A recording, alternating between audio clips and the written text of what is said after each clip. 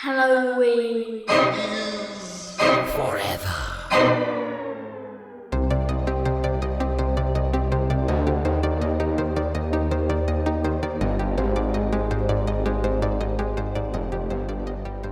Hey there, Ben. I got one there for you. Oh, let me hear it, Steve. Oh, what do you call a sketchy-looking Bigfoot?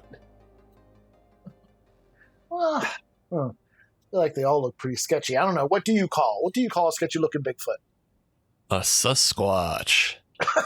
Hey, That's a little sus. It is.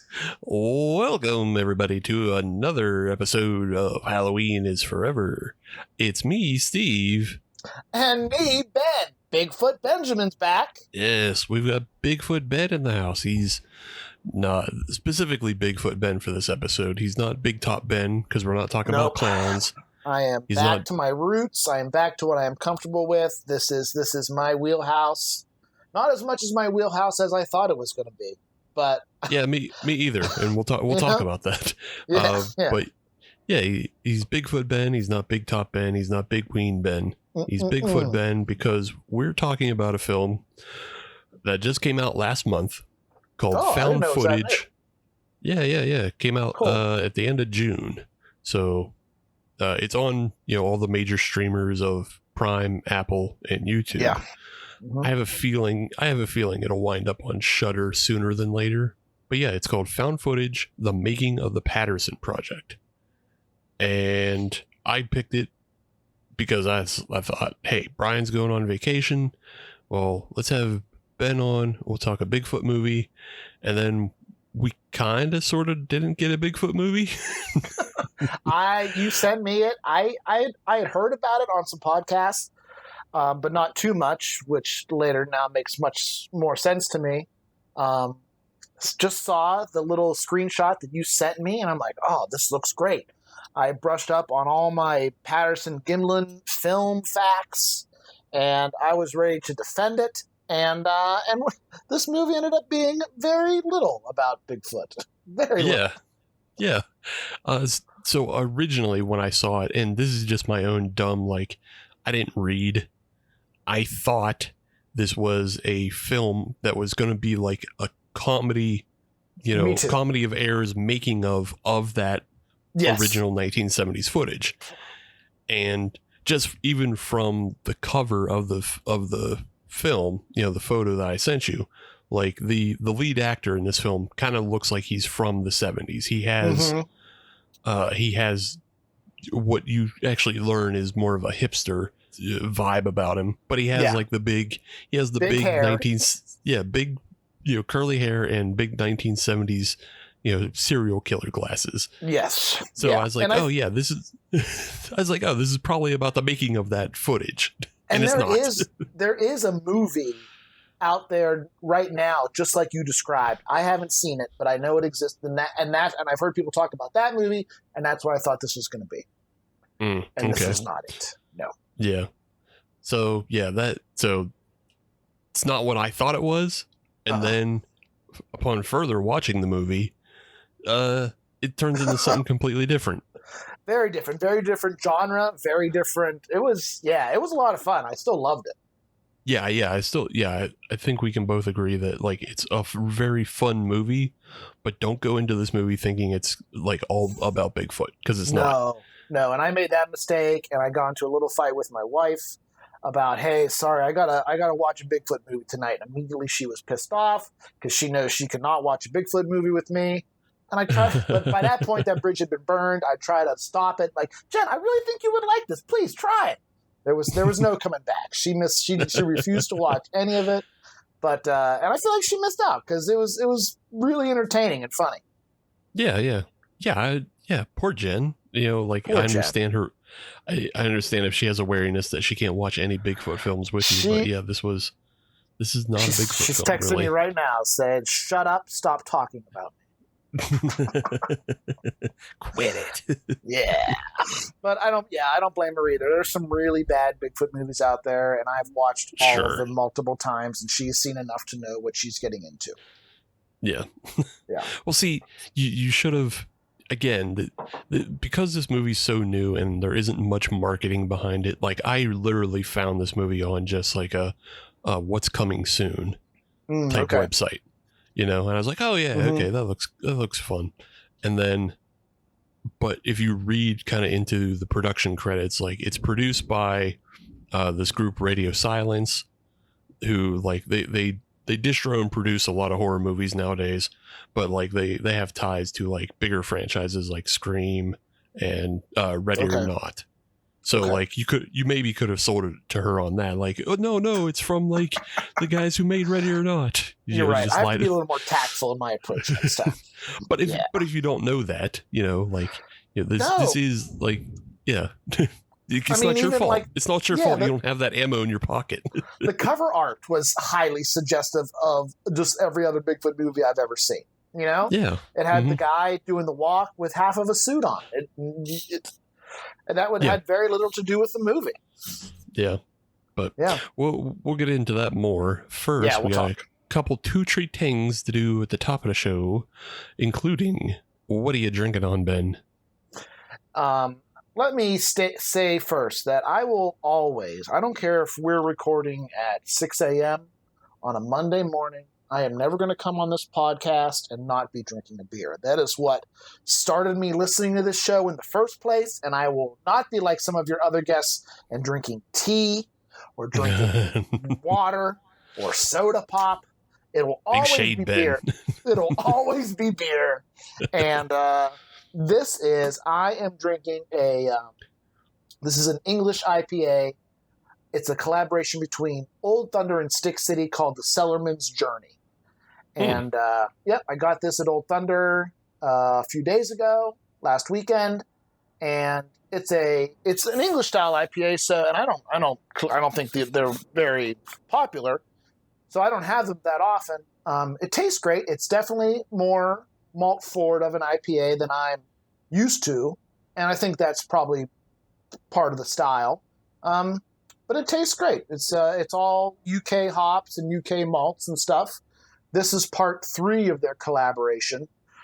So there's 3 beers in this series, and Old Thunder does great stuff. Stick City also does really great stuff. They're located in Mars. Old Thunder is in Blawnox, I believe. Yeah, that's up 28. Yeah, the two of them together, you can rest assured that the beer is going to be really, really tasty. So I've got two of those, and then a mishmash of other stuff to keep me nice and lubed up for our talk. Right on. Yeah, I like Stick City. I haven't had a lot of them in a while, just because like everyone does. They don't come out of Mars as much. Nope. And it usually does take a collab. Yeah. Usually does take a collab. Yeah. I've never been to a place so far outside of the city of Pittsburgh where you can go there on a Sunday and see your friends from Pittsburgh without having to coordinate it at all. Everyone always seems to be there all the time. Yeah. That's one of those, it's kind of worth it northern trips, because if you're going up, you can go to Stick City and you can hit you can also hit Burgers if you go a little further. So it's not. Yep. And Union Brothers up that way as well too. Union Brothers. Yeah. So you can make a little day of it if you want. You could. Yeah. We just went to there's an ice cream place, add this to your day, called Neff House Creamery. And that place was just it's 6 minutes away from Union Brothers. And just an amazing little ice cream parlor, like on the road, and brother, man, it's some of the best stuff I've had in a long time.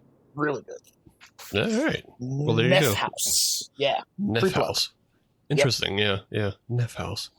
All right. Yeah. Well, hey, everybody listening, if you're on your way into Pittsburgh, just drive north of Pittsburgh, and there's plenty for you to do. Just go. So I think I'm going to be a little bit of a disappointment to you there, Ben. No! It's still alcohol. Okay, as long as it's alcohol, that's all I care about. Yeah, it's still alcohol.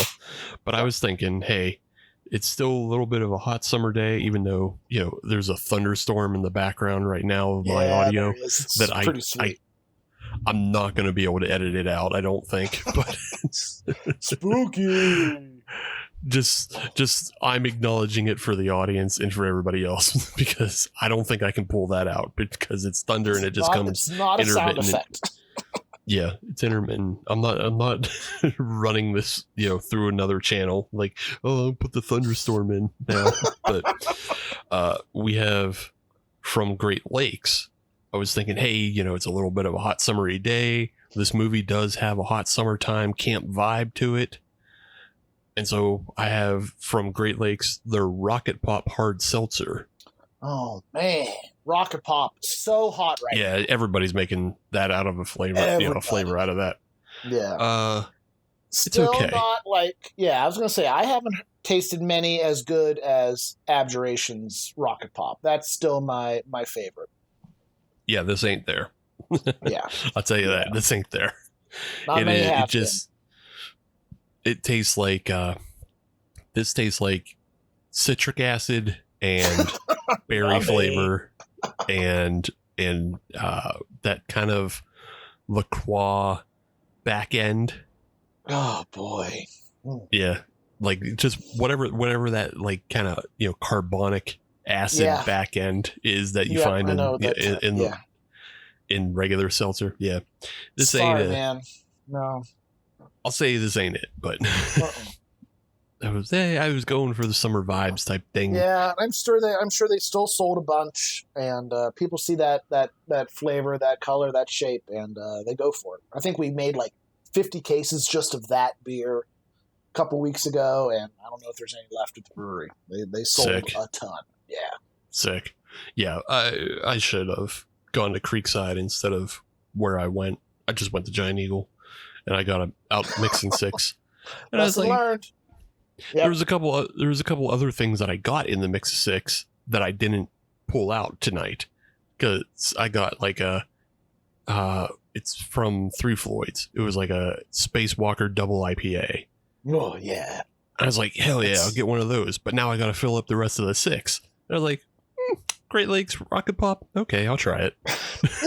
I threw that in there. And what's your stash look like for a normal episode? What's your stash look like? Is that like your only drink that you're sipping on for however long we're recording, or do you have like a little backup stash that I can't see? No, I usually just have a beer and a water. I'm not. I don't drink as much as I used to. I really don't. Yeah, I'm down to like having one drink a week, really, and it's just for the show. Man. I really went on a pedestal there about my. No, hey. And who knows? Yeah, they might be on their way out before we know it. Shit.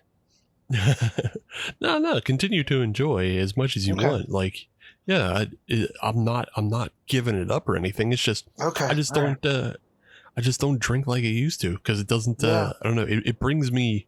I reached a point, and this is because I'm older than you, I believe.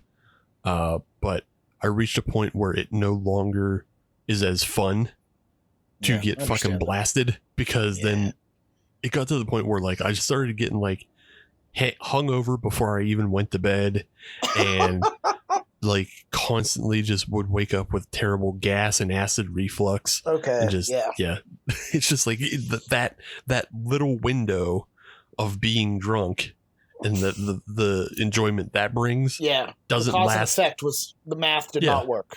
Yeah, the math weren't mathing. Gotcha. The other thing we have to talk about before we get started on the movie is we ran our August Showdown topic poll, and we know what our August Showdown topic is going to be. So if you're new to the show, every first Monday of every month, we have a showdown episode, and in that showdown episode, me and Brian and our guests and sometimes our Patreon patrons, we all pit movies against each other in a 1v3 versus 3-way dance, 4-way showdown, Texas death tornado match to the end. It's so violent, guys. You have no idea. It's ultra violent. We got spikes in the shoes. We got glass on the mat. we got I forget. Do you watch much AEW? Yeah, I hang out with Adam Bashline enough where I get some doses. Yeah. Yeah. I'm sure it leaked into your life, just hanging around Bash all the time. Yeah. Like, did you see the most recent like pay-per-view they did? No, I missed his last basement party. Yeah, they had a Texas death match, and Hangman Adam Page like brought out a fork in his boot and pulled the fork out, and it's like within the first like minute of the match, he brings this fork out and just starts stabbing John Moxley in the head, and just immediately it just opens him up and starts bleeding him, and it's just like, Jesus Christ, what am I watching? I was going to ask, like, do you stab with a fork? Do you slash with a fork? I'm not sure how I would use a fork to my biggest benefit, but stabbing in the head, that's going to make some blood for sure. Yeah, they stab him directly in the head. But that's what we do on this show too. We have our showdown matches, and we start stabbing each other with forks, and we decide what movie reigns supreme. And the only way you get to see all that blood is if you join the Patreon page. Yeah, join the Patreon. Yeah. You can be in the Discord, and you can see all the blood and guts. See the blood. But we've decided what the topic is going to be. We've decided what we're going to stab each other with forks over. I can already guess. It's probably not what I voted for, so go ahead and tell everybody. Okay, well, our 3 topics to vote for were apocalyptic horror, best scenes in bad movies, and 7 deadly sins. So what was your vote, Ben? I don't think I have ever voted with the winner ever in my history of this show. My vote was apocalyptic horror. Nope. Yep. You're correct. You still have not voted with a winner. Right. I'm going to guess. If I had to guess, I'm going to say, was it best scenes, worst movie? Was that the middle option? That was the middle option. Yeah. Yeah. I'm going to guess that one. Yeah. But it will be surprising. It will be surprising to you to learn that it was actually only by 1 vote. No shit. Really? Yeah. It was. This was apocalyptic horror. Oh, okay, good. All right, I was close. Yeah, it was by 1 vote. Like, apocalyptic horror like took it on Instagram, but every other platform that we run our polls on, including the Patreon extra vote, which is where it really came into play, voted for best scenes in bad movies. Okay, so we'll be doing that for August, and that's our second time doing this one. I think that's why that may have gotten kind of a repeat look, because we've done this in the past. We did it with our friend Anthony from They Called This a Movie. Yeah. So maybe we'll bring him back for that episode, or maybe we'll find somebody else new to step up to this challenge. Yeah. But we'll be doing best scenes in bad movies from just all over the place. You can think of any movie you want, as long as it's a horror movie. If you have that suggestion, throw it our way. Let us know, like, what do you think is the coolest scene you can think of in a bad movie? And then, Brian, myself, and somebody else will bring our 3 to the table and then stab each other with forks. I do like that. I like that format to the show, like a couple weeks, or I think it was last week's, where it was the cute but creepy, that episode where we're not necessarily talking about 3 movies and which one's the best. We're dissecting like little bits of 3 movies and really like getting into that stuff. I like that's fun, a lot of fun to listen to. Yeah. I like those episodes as well. Like, we don't have to we don't have to recap the entirety of Jurassic Park. We know what Jurassic Park is, but we can argue about why the Dilophosaurus may or may not fall into that cute but creepy category. Yeah, so, it made me watch Jurassic Park again, which I obviously enjoyed. It was great. Sure. Yeah, Jurassic Park was on everybody's mind at the time anyway, because the brand new one just came out too. So, yeah. But as I just mentioned, you get an extra vote on Patreon. You get to decide. You get to have your voice heard more than once. And so all you have to do is log on to patreon.com/HalloweenIsForever. And you give us $5 a month. And you get the extra vote. You get on the Discord to see all the fork violence. You get reviews and recos that I write up on the website. And you get a monthly exclusive podcast. And now we're in the middle of a series called 90s is Forever, where Brian and I go through terrible, forgotten, lost comedies from the 90s. And we talk about movies that are just utter dog shit. We make fun of them for a good 2 to 3 hours. We tear them apart as most we can. But they also have like a horror connection. So our last episode that came out in June is Police Academy 7, Mission to Moscow. Do you remember this film at all, Ben? I have seen that one. Yeah. Yeah. When I was doing research and picking movies for this series, like that one came up and I was like, oh yeah, I remember that's the bad one. That's the one even I don't like. Like I like most of the Police Academy films. I didn't like that one, but that was the only one that was made in the 90s. And then I saw in the cast list was horror legend Christopher Lee. And I was like, oh, we gotta rewatch this. And God, it was a piece of shit. Yeah, I don't think I ever made it all the way through. I think it was one of those ones where I would have to turn off. I don't think I ever paid to watch it, therefore I never had to sit all the way through it. Yeah. I mean, I'm sure it was just on USA or TNT or something back in the day. Yeah, it was god awful. So we did that in June.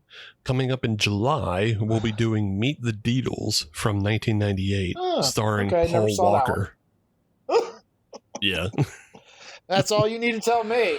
Wow. Yeah. So that's bringing back trauma from the fact that I made Brian watch all the Fast and Furious films. Yeah. Yep. And you can catch that series on Patreon as well, called Family is Forever, and then you can catch our Christian right-wing horror series, Youth Group is Forever. So you got a whole bunch of content. Perks. So many perks, so much content. It's all on there. You'll never have to be alone with your thoughts ever again. Just join Patreon. Yep. At least not for a week. I think there's at least a week's worth of content that you can listen to 24/7 and never have to think of thought. That's buy you another week. It's a lot. Yeah. So log on there and enjoy it all. But for now, let's get into the film. Please, let's do it. So, like I said, found footage, The Making of the Patterson Project. It is from 2025. It is by a fairly new director. His name's Max Zanis. I'm hoping I'm saying that correctly. Mm-hmm. Can we go back just to I am here as the resident Bigfoot person. In case you're not maybe familiar with what the Patterson Project might be, what they might be referring to. This is an iconic piece of Bigfoot videography that supposedly captures a female Sasquatch walking down a dried riverbed. Depends on who you would ask. There's a lot of different opinions on the said video. A few rumors going around that it was like that someone on their deathbed said it was fake, and that was I am not in that camp. That was a guy that the claims that he made were not substantiated or backed up at all, and that video has been looked over and assessed, and now that site is very famous in Bigfoot culture. And it all really, truly does seem to line up. Granted, I know we don't know Bigfoot's real, but there is no proof that movie is fake. All right? And that's where I'm going to end that, okay? Thank you. I'm not going to rebut, but I will just say don't rebut. I don't want to fight you about it. No. I'll just say watch the 4K stabilized footage. It's funny looking. It's funny looking. It's not funny looking. It's funny looking. No. Those are muscles and boobs and all that stuff. That's why it's funny looking. I'm not saying one way or the other. I'm just saying it's funny to take 1970s 16 millimeter footage and stabilize it and then put it into 4K. It looks different. It does. Okay. I see what you're saying. Yeah. You could. That's fun. You can draw a connection however you want. I'm just saying it looks different. I'm drawing it. Let me dream, okay, Steven? Sure. Thank no, you. Hey, I'm not saying don't believe, Okay. I'm just saying when you alter footage, it looks funny. Okay. Yeah. Loud and clear, I get it. Yeah. All right, back to the director. Sorry. So that's kind of what Ben and I thought we were getting. We thought we were getting a making of that footage. That's what we thought we were getting, and that's not what we got. We are getting a making of a film within a film called The Patterson Project. Wow. Yeah. But yeah, it is directed by Max Zanis, and this is apparently his second feature film. And his first feature was a film called Et Tu, which it sounds pretty cool, and I think I'm going to seek this out now that we've seen this film and seen. Yeah, I'm going to write that down too. Yeah, this film was pretty good and enjoyable, so I want to go back and watch his first film. But he also has like a long list of short films, very similar to the main character of this movie that we're talking about. But the Et Tu is apparently also a horror movie that's about a theater director that's driven to madness, putting on a production of Julius Caesar, and it features Malcolm McDowell and Lou Diamond Phillips in that movie. Cool. Okay. And it also features the main character from this film, Brennan Keel Cook, who plays Chase in Found Footage. He's also in Et Tu. So I really liked him. I thought he was a good actor. I thought he did a really good job. Yeah, he does. A lot of the people in this film are not really known actors. I think some of them will go on to be known actors at some point. You know, a lot of people in this film are relatively young, but yeah, this Brennan Keel Cook is one of the first people we're introduced to, and he's kind of the lead for most of the movie. He doesn't have a lot of credits to his name, but he's been in, just like small bit parts. Like he's a character in CSI Vegas for one episode. So like who knows what he's playing in that, but like he's just, it's a lot of one and two episode type deals, and some lesser known movies. And then he was in a movie called Encounter that also that I'm assuming stars Riz Ahmed, but he's just in it as well. So he's probably on his come up though, because he's a good actor, and I find him engaging, and he's especially funny in this film. Yes. We'll talk a little bit about like some of the things he does when he's being funny. Just another notable character actor in this film is Dean Cameron. He plays the character of Frank. And he's the chief money controller. The chief creative financial officer. I love how they took so much time. He was trying to describe his own title and just didn't like chief executive. He didn't like that. He wanted to, it sounded too lawyery, and it was a fun little shtick they did. Yeah. But he's been a long time character actor. He has like 100 credits to his name. Wow. I don't know that anybody will recognize him per se, but there is this ties back into 90s is Forever. He's in these movies called Ski School from 1991, and then Ski School 2 from 1994. And they're the exact type of movies that we would be talking about on 90s is Forever. They're just like, just dog shit, like comedy sex ramps, he was like the main character of those films. Interesting. Like Ski School 2 features Will Sasso, in a very early role. So in a very early role. So you can get the idea of like just how bad this movie is. But yeah, but he's not. Also, he did very well in this too. Like I thought he was. Well, he wasn't supposed to be likable. He was supposed to be kind of like kind of like a villain in a way, a little bit towards the middle to the end of the movie. But I thought he did the role well. Yeah, the villain is hard to. Right. I don't like that either. Yeah, villain is hard to define per se. Like everybody has antagonists moments, and I think a lot of that is due to like what we're watching is we're watching a mockumentary about the making of a film, and probably the first half or third of this film is all about just doing like the pre-production and setup and funding of a really small film. And it is being the way we're seeing it, the lens we're seeing it through is we're seeing it through this French documentary team. And the French documentary team is like, they get grants from this, this foundation in France, and they come and they follow around small filmmakers and make a documentary about small filmmakers trying to make a film. That's our setup to this film. So that's why, that is why we get to watch what we're watching. We are, it's their POV. Right.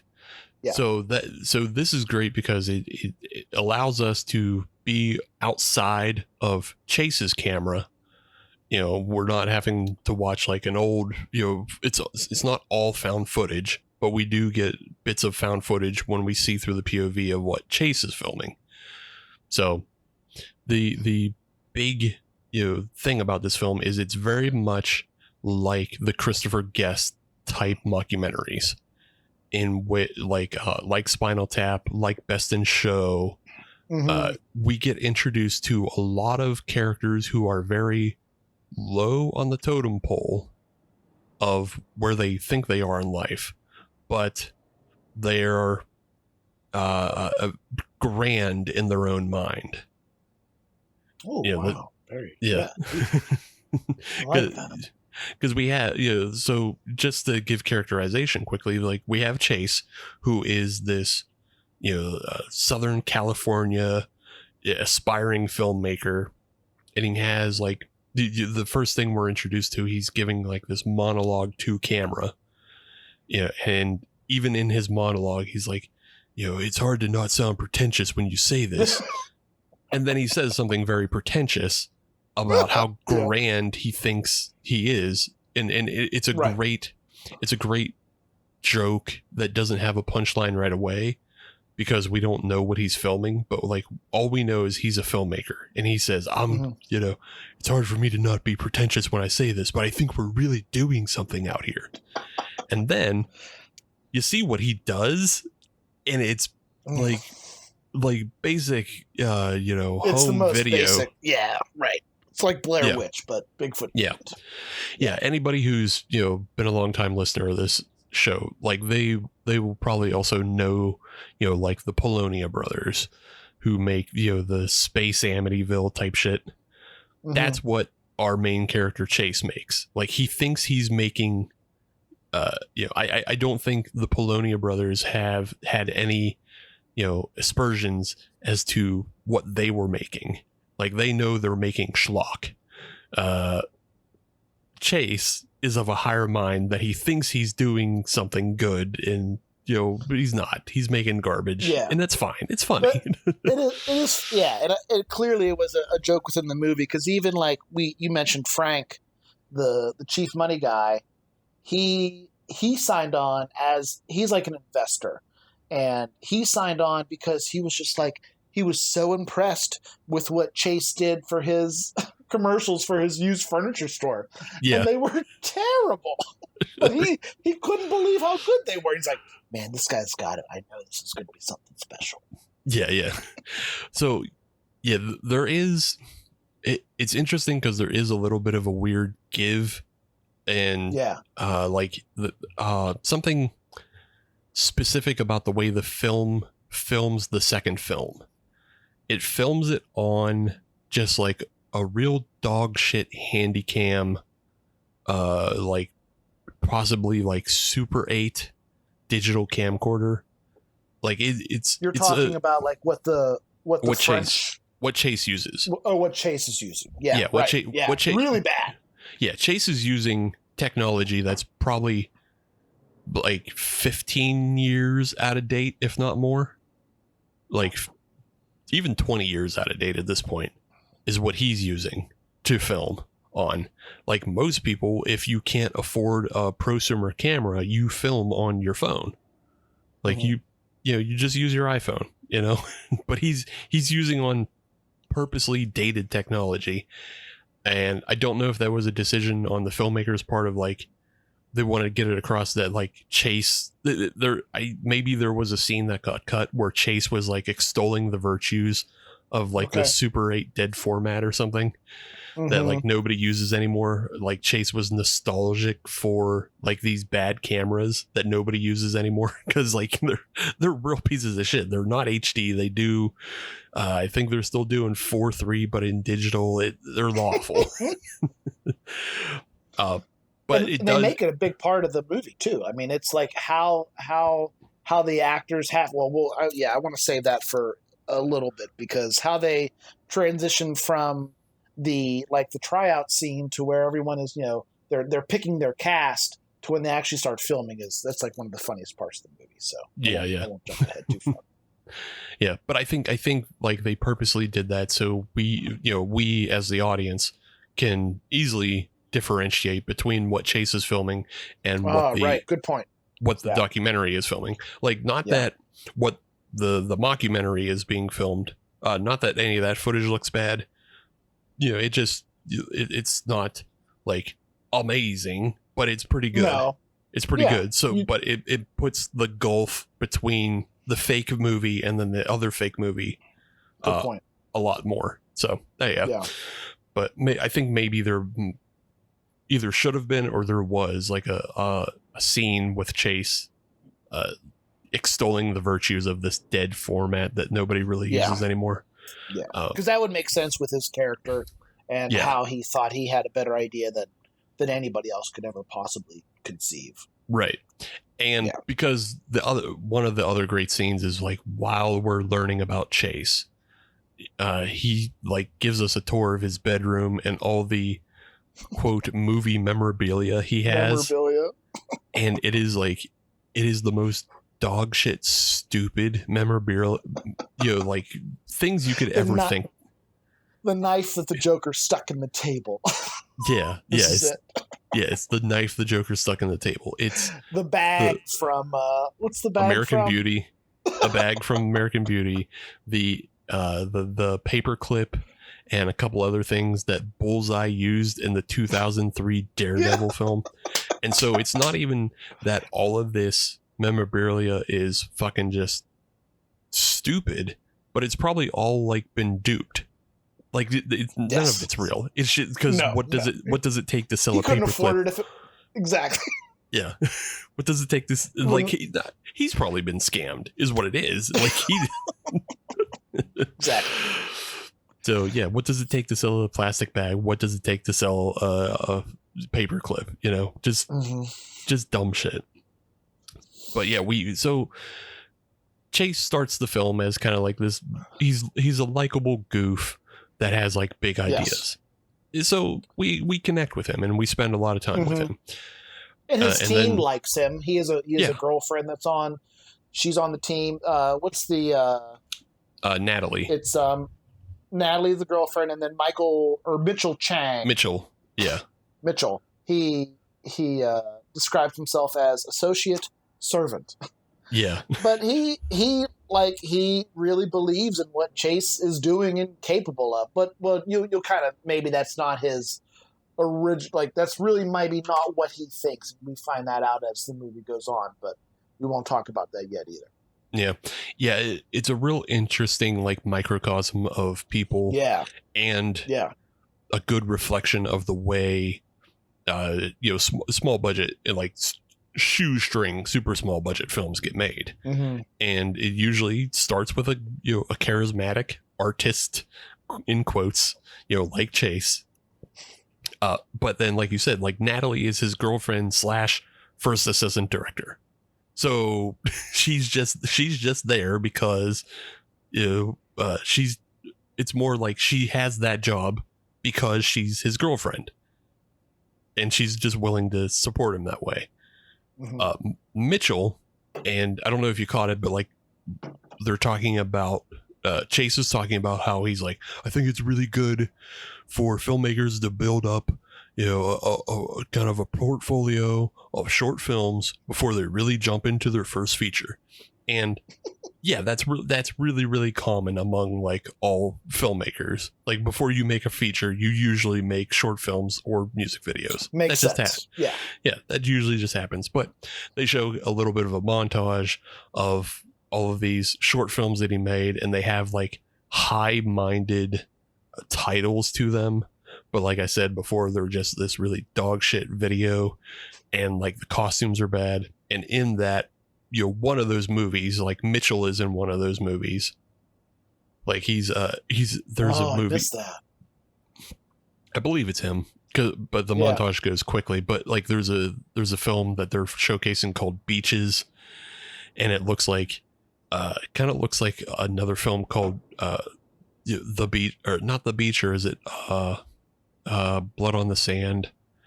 But it's about I know what you're talking about. Yeah, we did it in the past. It's about the Can't movie. Step on the Sand. Yeah. Oh no, it's just called The Sand. Duh. Yeah.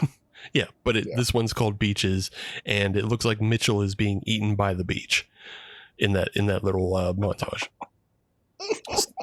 So you get this kind of sense that Mitchell is like been given his first opportunities into the world of art, and he sees Chase as this like, you know, monolithic kind of like personality to get behind, and he's going to put all his energy behind Chase because he believes in him. Mitchell is an interesting character because like he has this feeling of like a homeschool kid grown up.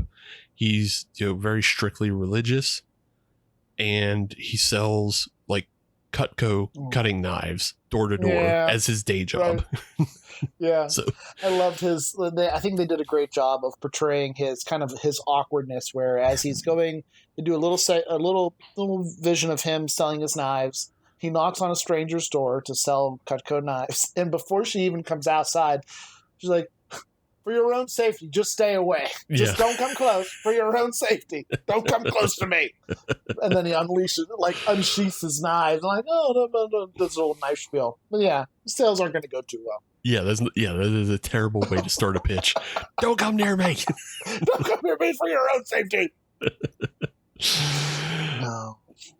And then he does like he's Uber driving too. He's doing that stuff. Yeah, so clearly these guys have many other careers besides this movie stuff. Yeah. Everybody's poor and has like big ideas. Right. So and then the one person they know that has money is Frank, who owns the used furniture store.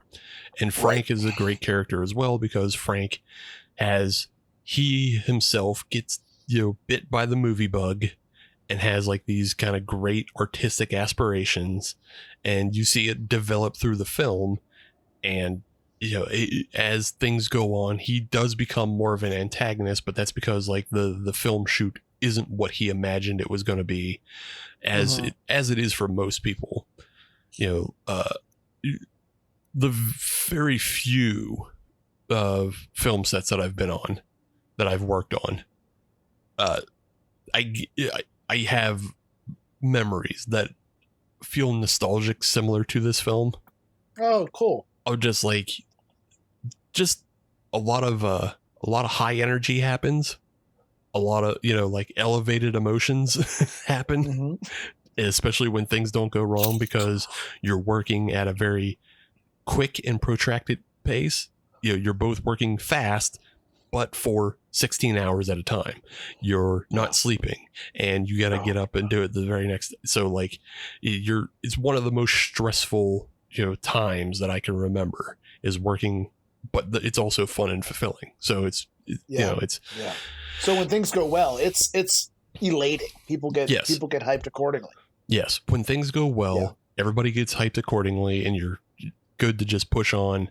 And like, that's what keeps fueling itself in that way. When things go bad, it's exactly what you see in this film, of like a bunch of people just getting stuck and waiting around and getting pissed off and fighting and making concessions to what they wanted to do. And so. All right. So they did that part really well. Yeah. That's what this is for the first half. And I think it even carries through most of the film, is that, you know, they really capture what it's like to work on a shoestring budget. and like just the kind of characters you'll run into and the kind of attitudes people will adopt. Probably one of my favorite scenes is deeper into this, and we'll probably get there. But the scene with Elliot that's probably my favorite scene. Is that the guy who plays the guitar? No. No? No, Elliot's the actor with the camera. Yeah, I know what you're talking about. Yeah, it's probably my favorite scene. It is the best. It's the best.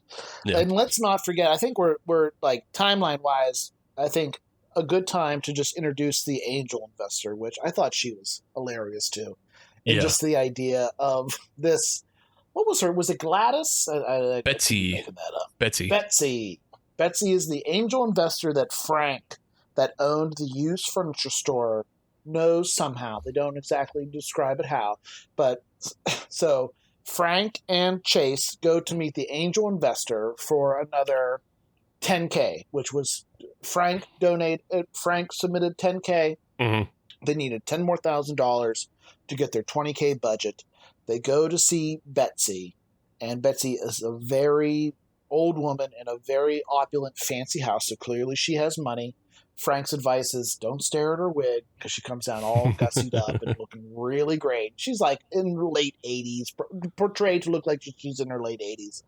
And immediately you know that she is more senile than they even believe, because instead of $10K, she's about to write a check for $20K. But also the check for $20K is only because she is so excited to meet Alan Rickman. And apparently Frank at some point led her on to believe that Alan Rickman is casted in this movie, and she'll pay whatever it takes to have this movie happen if she gets a chance to meet Alan.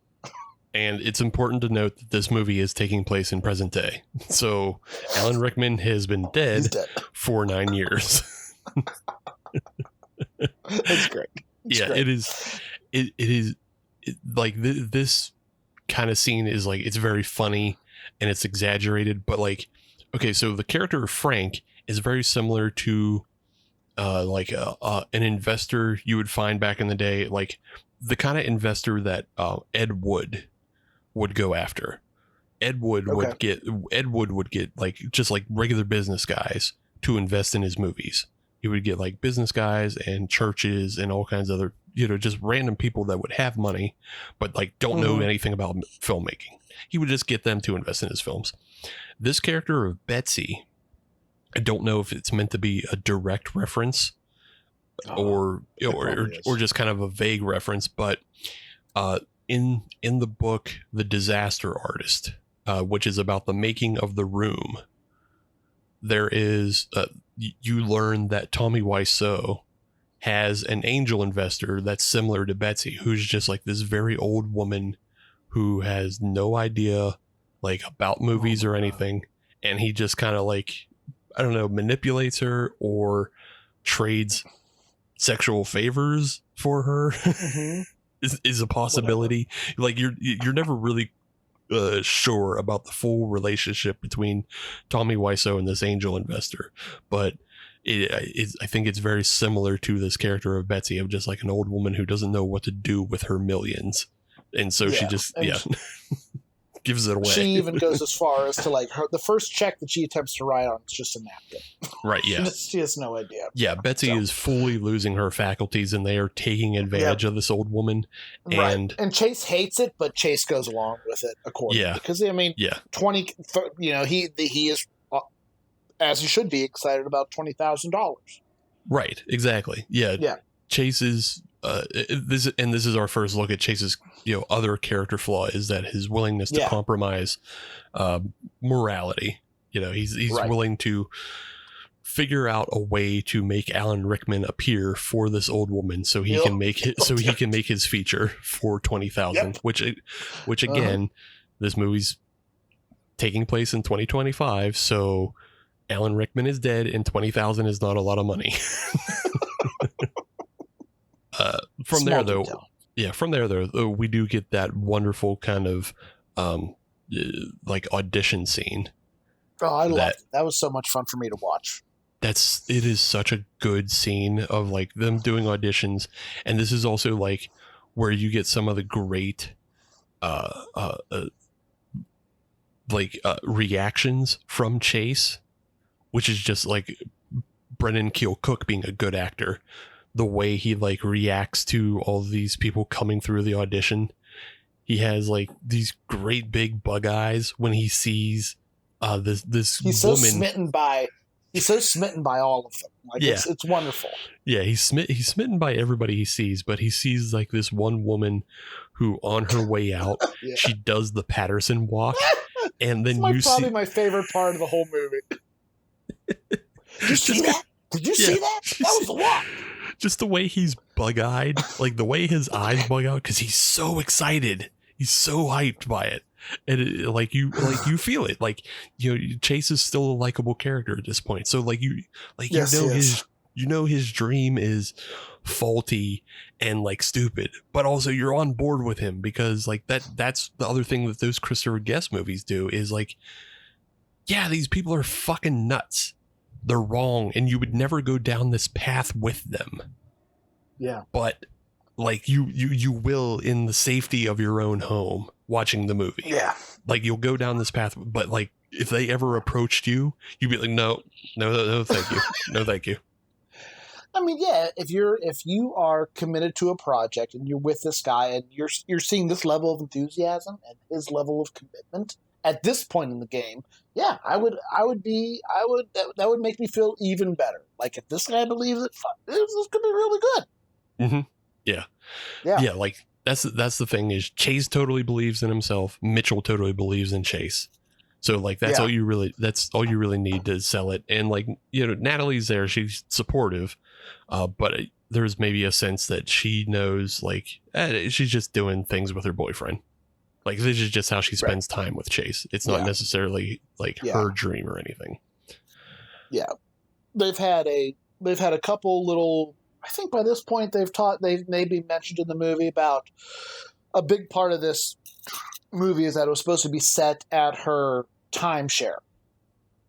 Yeah, right? Well, it was supposed to be set in the other locations. She offered up her parents' timeshare as like a 1 or 2 day shooting location, and Chase. Oh, that's right. Yes.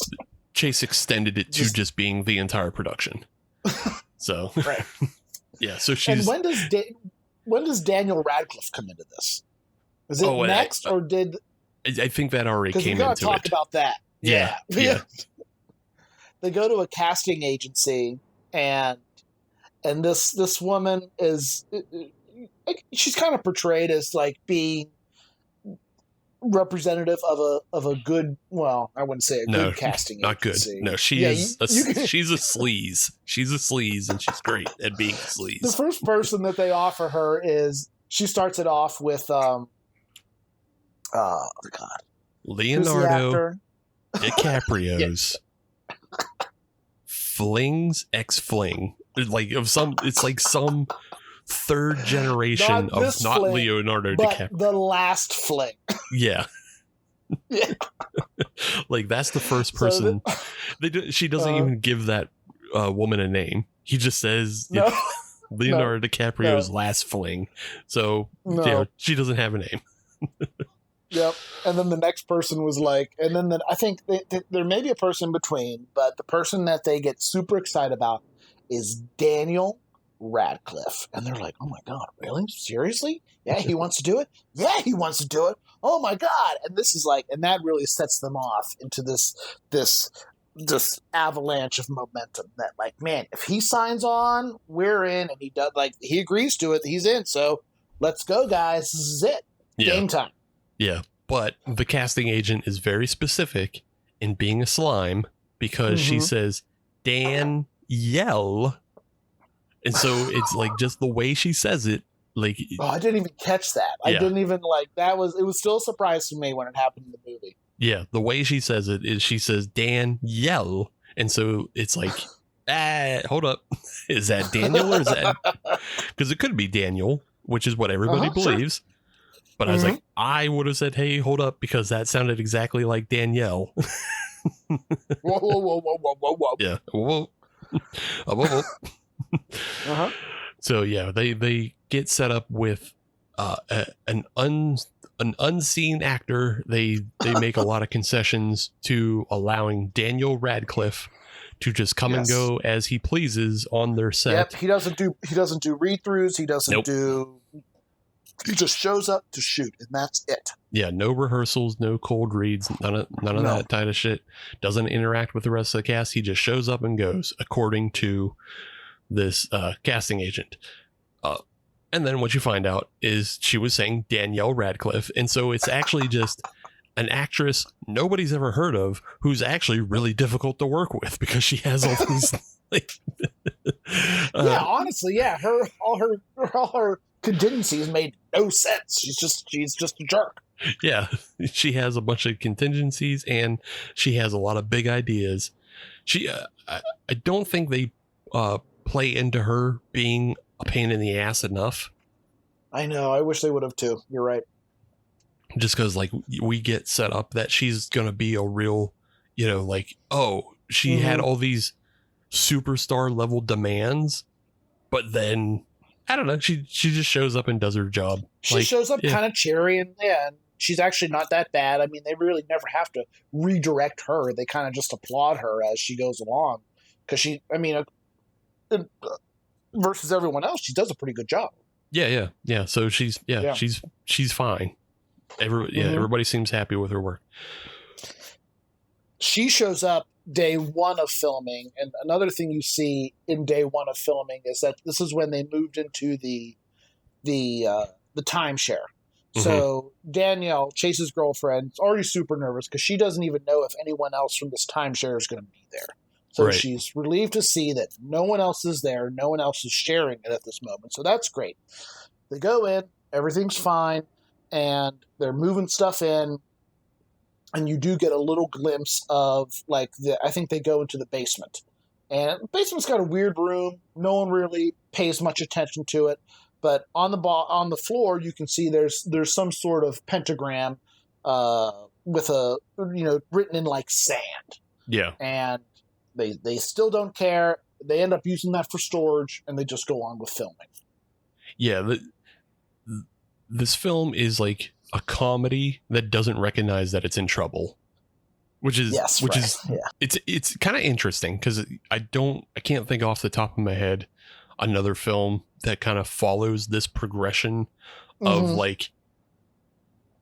we know they're in danger. Like when they arrive to kind of the woods and then the timeshare cabin that's in the woods, the documentary footage that we're watching, right? The French documentary, yeah, that footage, because it's just being filmed like a film, it does take on a little bit more of an ominous feel to it. So like we start to feel like, oh, we're broaching into horror movie a little bit, just in the way there's more contrast, there's more shadows, things are darker. It is being filmed close to night, but they're visually signaling to you oh, we're entering a horror movie. Yeah. And then even the road leading up to the cabin was pretty ominous looking. Yeah. When they had Chase and Danielle stay back as the French videographers went up and got set up to film their arrival, it looked creepy as hell. And they're going up there. It looked like, no one had been up there in a long time. Yeah. It's just a great little wooded road that is open on one end, and then the trees close in on the other end as they go into it. So yeah. And then, like you were saying, we go into this cabin, and everybody is so loud and excited about starting a movie, they don't notice any of the warning signs around them. and one of them is literally a warning seal, it's some sort of spell seal that is written in Latin and has some demonic sigils on it that is above this one room. But Pete, the production assistant, just doesn't pay any attention to it and flings open this door and is like, hey guys, there's room for everybody's equipment down here. You can pack in down here. And then that's when and they do. Yeah, that's when everybody comes down. They start throwing equipment into this ritual room that has like, it has a table of candles and then another table with, you know, some pentagram shit on it. And then, like you said, the big pentagram kind of sigil that's made out of salt or sand on the floor, and then just dragging pelican cases across it. They break the seal. And when they break the seal, like, it's immediate. They break the seal and the lights go out and there's fucking evil noise happening. It's just evil noise, like generic evil noise, whatever it is. It's great. And Chase's first concern is like, oh, Natalie, did you not check the electrics in this place? Oh, are we going to have to deal with this the entire time? Like, immediately, it's such a great break because as a viewer, you're like, oh, fuck, evil's happening. And then the crew, Chase. the crew is like, anybody. Yeah.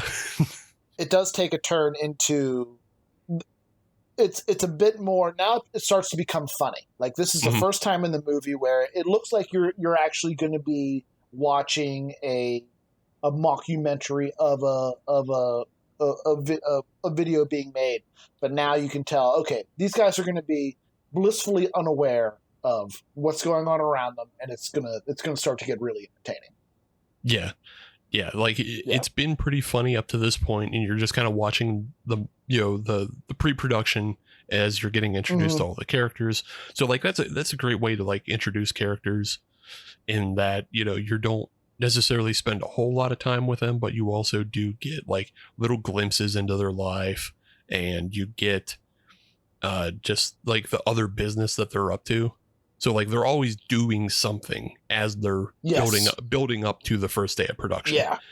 Yeah. And then when we get to the first day of production, that's also kind of our inciting incident of, here's what the danger is going to be. The film still continues on, though, to be really good at like not necessarily playing its hand as to what is demon and what is just pitfalls of making a small, shitty shoestring budget movie. Yeah.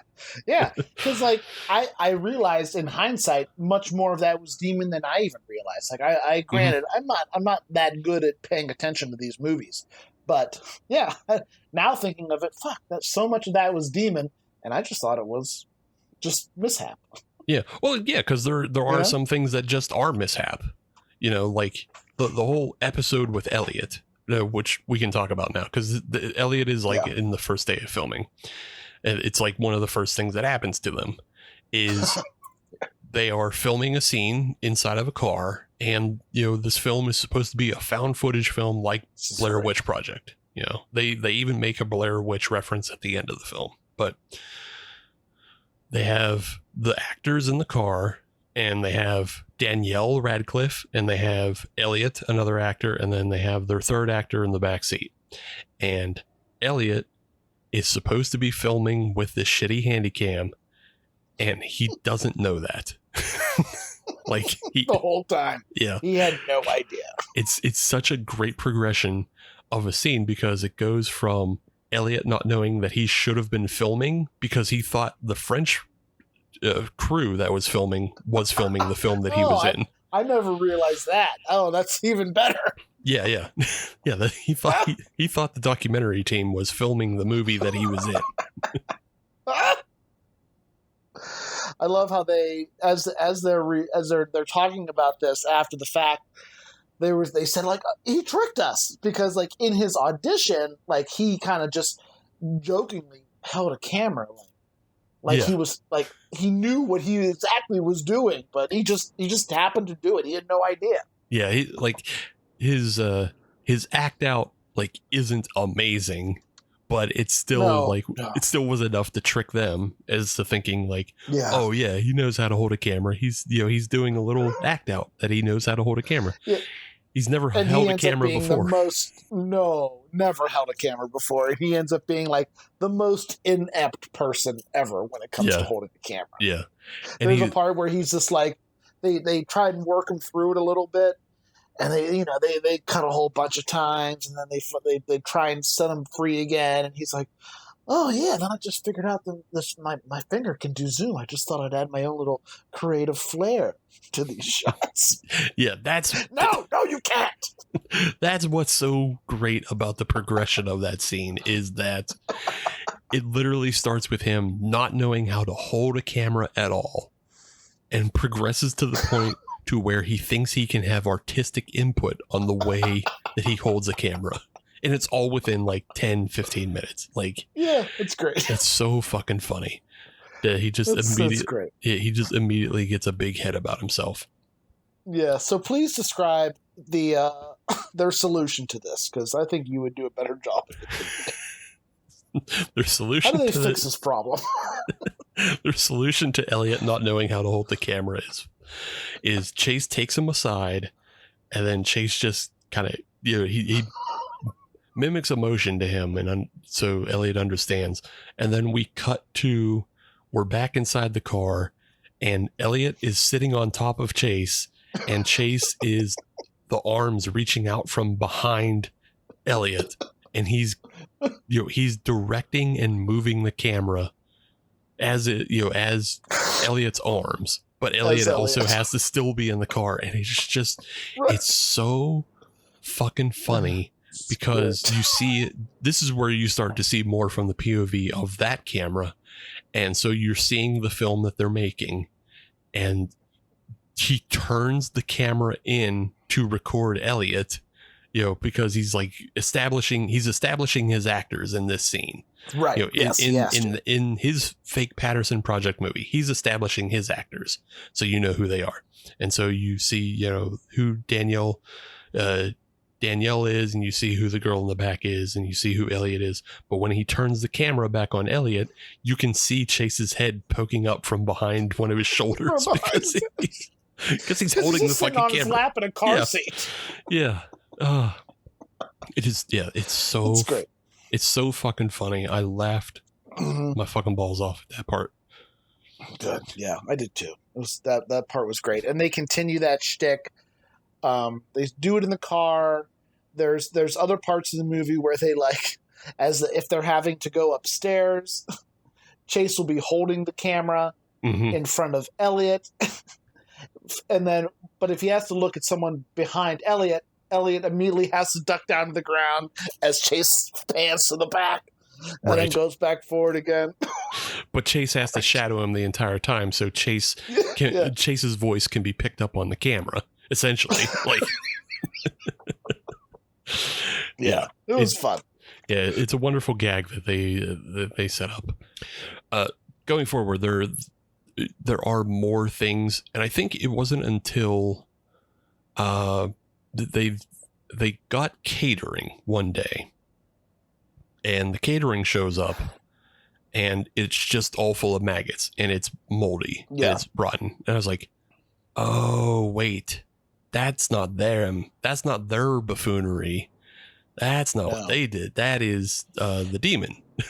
And so, was that after the Bigfoot shooting when what happened first? Did the Bigfoot the actor get shot, or did the food get moldy?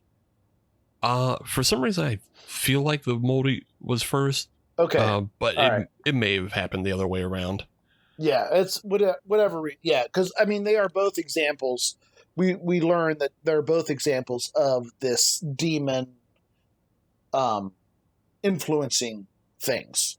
Yeah, and that gets spelled out a little bit more. Like there's other things that go on. Like there's like a bunch of noise happening in the house when they're trying to film. Crows at nighttime, that kind of thing. Yeah, like Mitchell is reviewing the dailies one day, and he sees a face in a window. So like there's I forgot about that. Yeah, there's a bunch of like little spook 'em ups here and there, and just like things that you can be like, okay, that's the demon. And then there's other things where you're like, that could be anything. And then there's things that are like, that's them fucking up. Food was obvious. Like there's no way food would have gotten moldy that fast. But that didn't raise any red flags with them either. Not at all. They just blamed the catering company. Yeah, right. That didn't raise alarm in them. But I think like we learned that like the Bigfoot actor getting shot, like they're out one of the early days of shooting, and the Bigfoot actor is just doing his lope across, and out of nowhere just a gunshot rings out and he falls, and you're like, oh fuck, what the hell. And this hunter comes out of the woods. They ended up making a really good Bigfoot costume. Like Chase was a little nervous about it in the beginning. Yeah. He wasn't sure about the skin, said it felt like scrotum. Yeah. But it ended up being really cool. And yeah, so he's running through, goes through, gets shot. A hunter comes down. Like it was a half-ass. He was like shooting like a Western reproduction lever action rifle in the middle of like clearly like summertime. But one line that I loved was the hunter came down and said, "I thought it was Bigfoot." And then I think it was one of the makeup or costume girls was like, "Thanks." Yeah. Yeah. So, okay. Yeah. So Bigfoot does get shot before the food. But okay. Yeah, it is just one of those chaotic things that you think, this is one of the best examples of like, you think, oh, they're just having a terrible production. But yeah, no, that's a natural accident that happened. Yeah. But no, it's actually the curse. Yeah. You learn that it is the curse later. But yeah, when the food came in bad, I was like, oh no, that's all curse. Like, that's bad. Yeah. That was the most clear example of curse that we've had so far in this movie. Yeah. They have a very funny like exchange between Chase and Frank. After the Bigfoot actor is shot, Frank decides that he needs to be on set all the time now because he's had to deal with a whole bunch of things leading up to this, the Daniel Radcliffe mix up and all that other shit. So Frank decides he's going to be on set for the rest of the film. And, they have this very funny interaction of Chase trying to sell him on a mocap actor, and that they will just do, special effects in post to put in a fake Bigfoot now that their actor's been shot. and Frank mocap is the person with all like the dots on them. Is that the idea? Yeah, all the dots in the ping pong balls.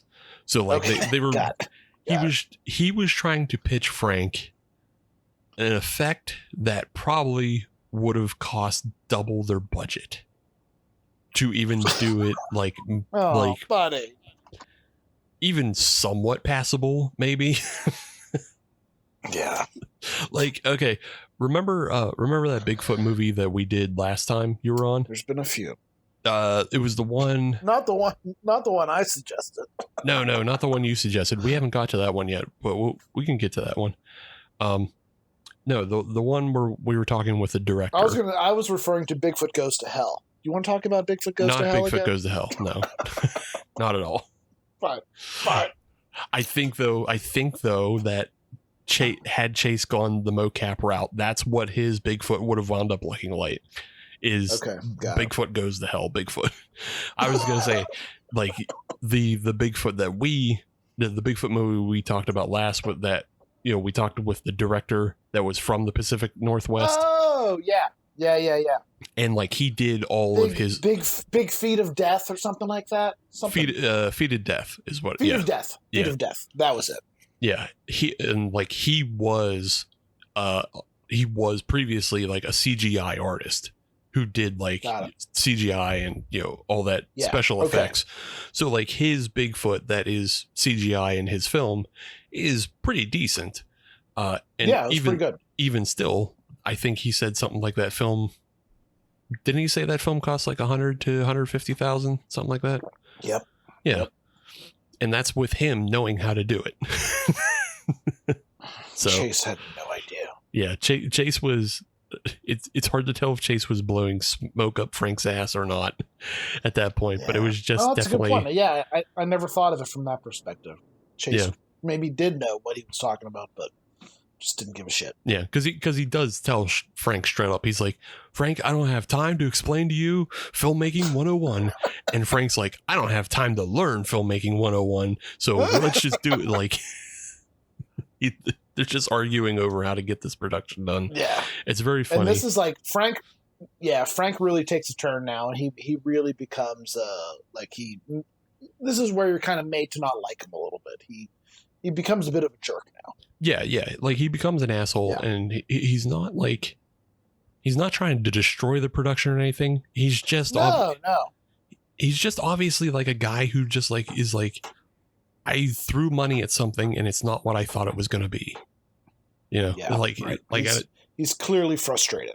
Which is why I made reference to like the Ed Wood investors, because like I think that happened at least once, if not more times, where people who invested in Ed Wood's productions, they would find themselves getting involved in the production itself and like trying to tell Ed Wood how to use their money and like, what are we going to do about this? I think it's even a part of the Ed Wood film when they're making specifically Plan 9 from Outer Space.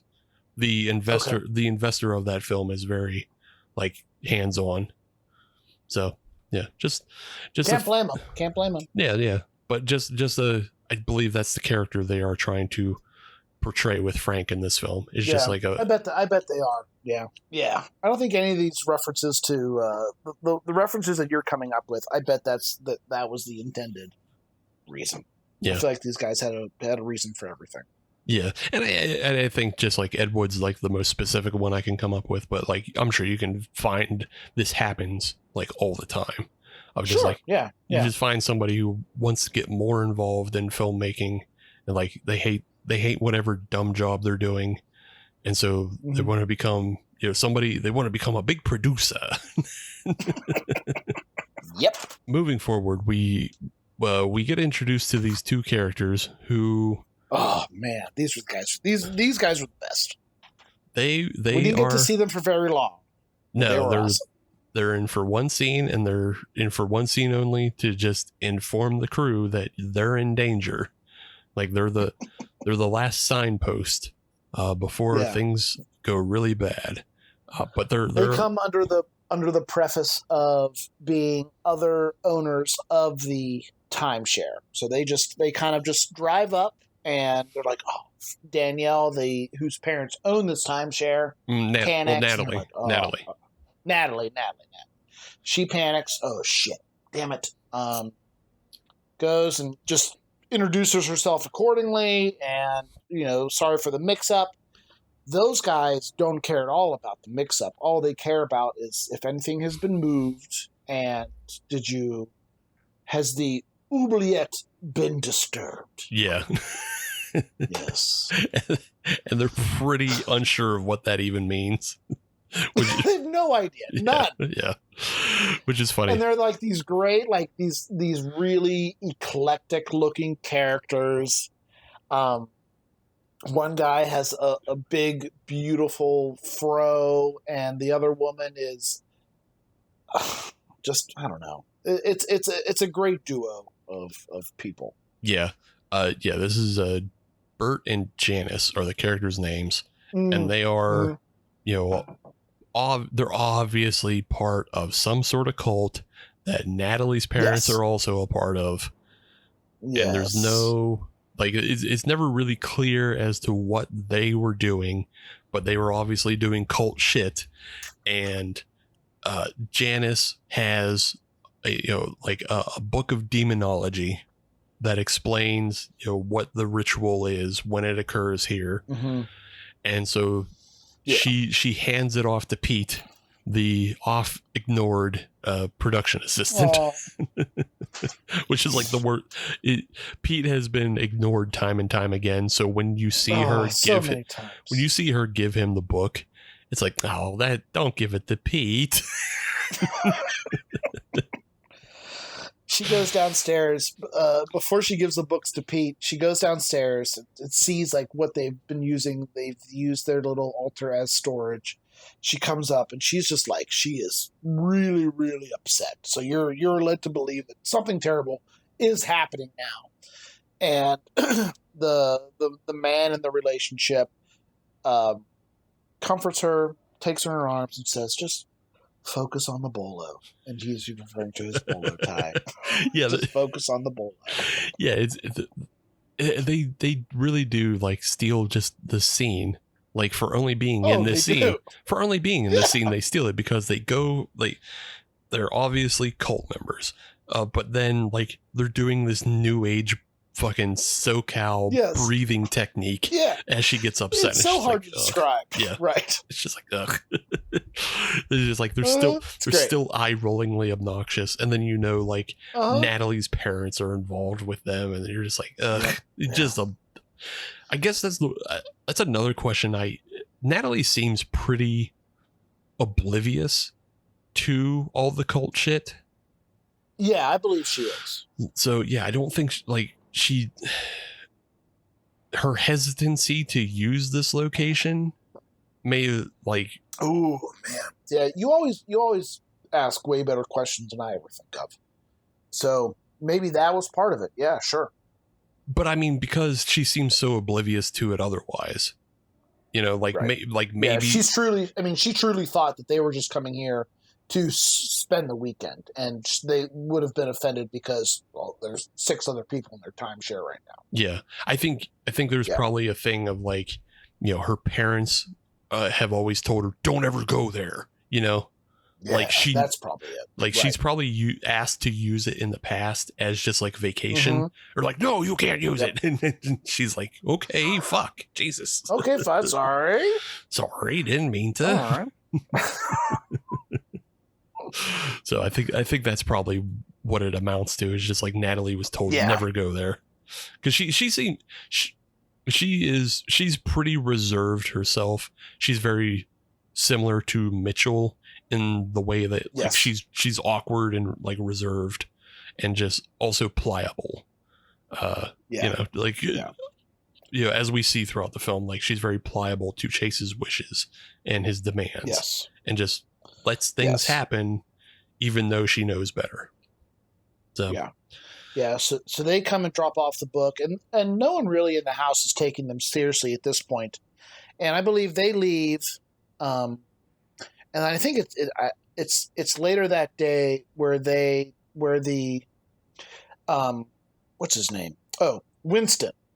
He was having a lot of trouble sleeping overnight. Like he was getting really tired and just wasn't sleeping well, because he was the only person that had to stay in the cabin because there just wasn't enough money in the budget for him to. They couldn't afford it, so he had to sleep on a couch. Also, because he wasn't allowed to use the bedroom. Yeah. So he was complaining about crows, complaining about lack of sleep, just not feeling well. So the French videographers decided to set up an overnight camera. And this is when they decide, they're going to, like, before he goes to bed, which is terrible time. I don't know why they waited so long. They offered to, like, hey, can we show you what took place last night?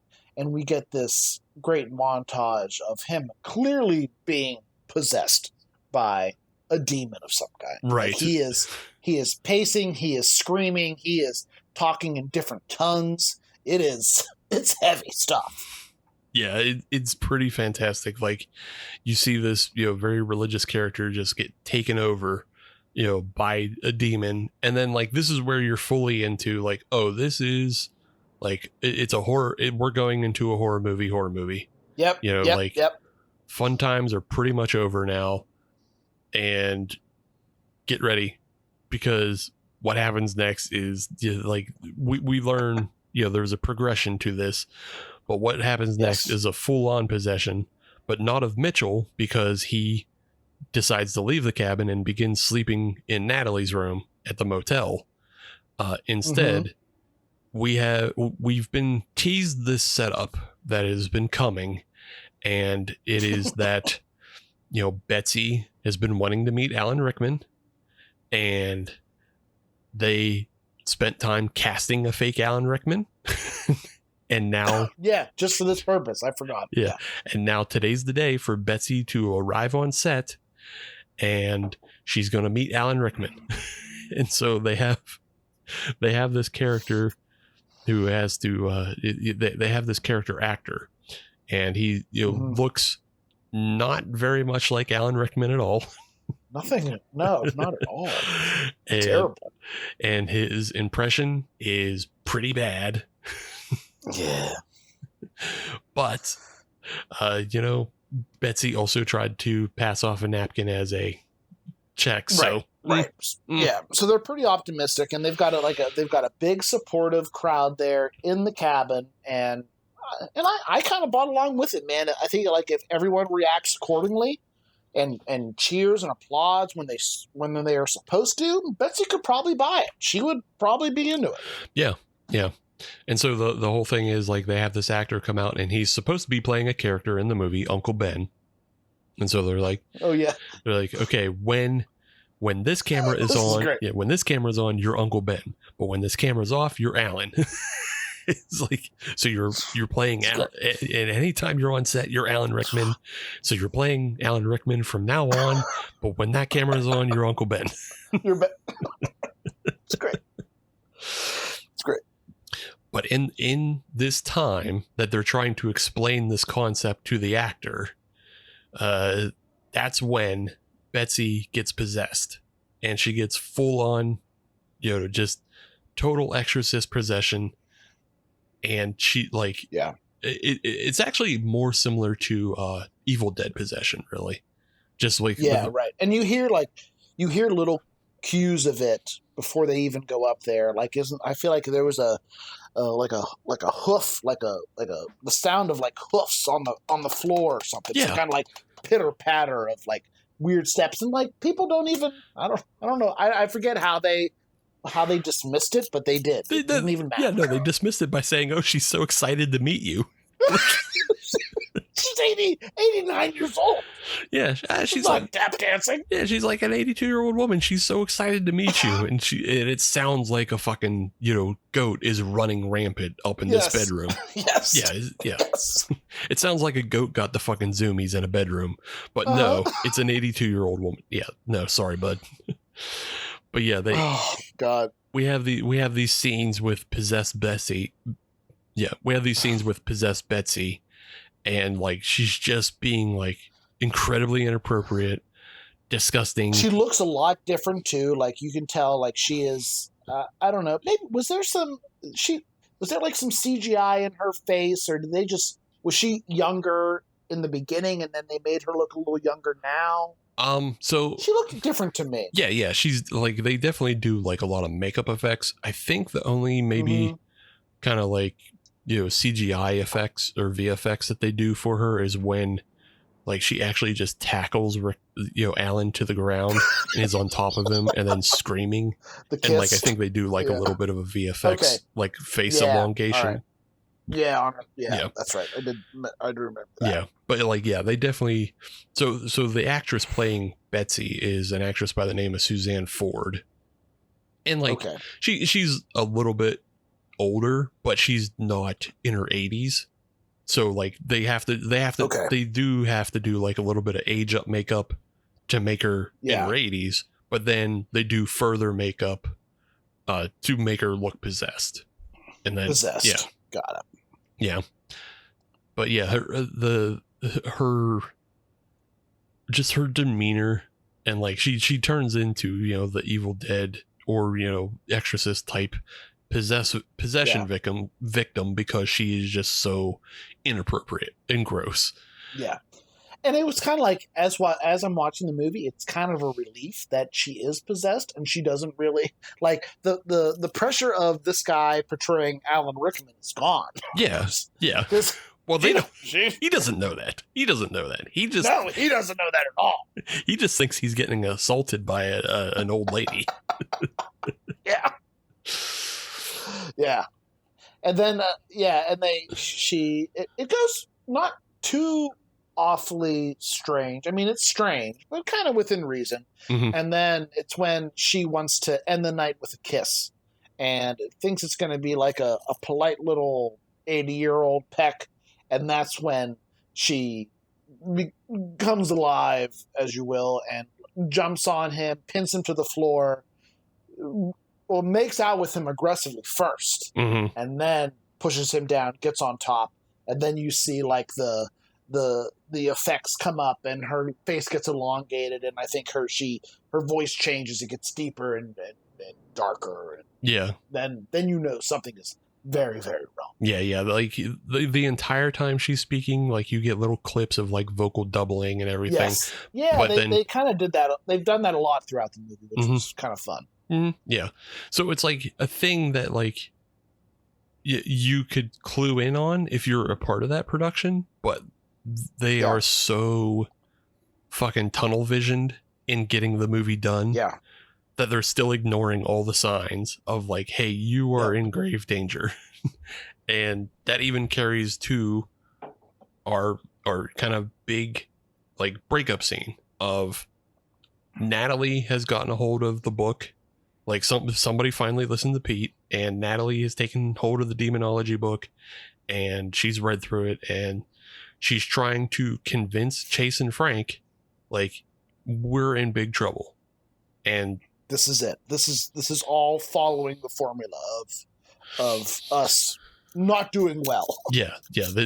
All the things that have happened in this book have happened to us, and then if we continue on the seventh day, something called the Grand Jubilee is going to happen, and we don't know what. And like everybody obviously, Chase and Frank just laugh that off. Like everybody just laughs her off because they don't know what that means.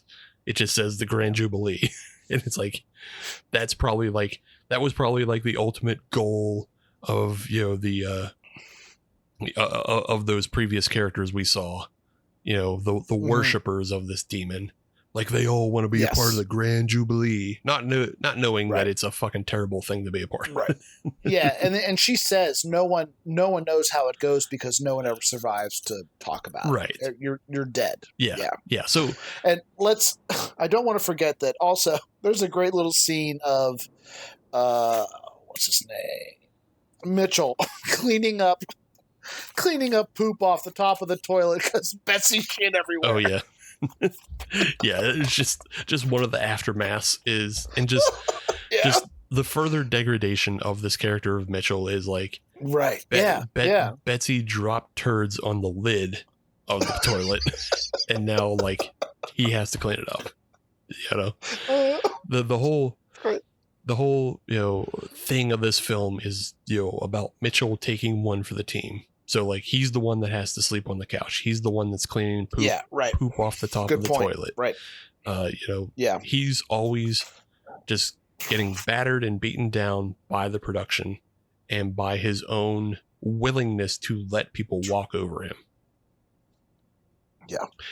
It finally sort of pays off for him in a way, because after this scene in which Natalie is laughed out of the room by everybody else, right?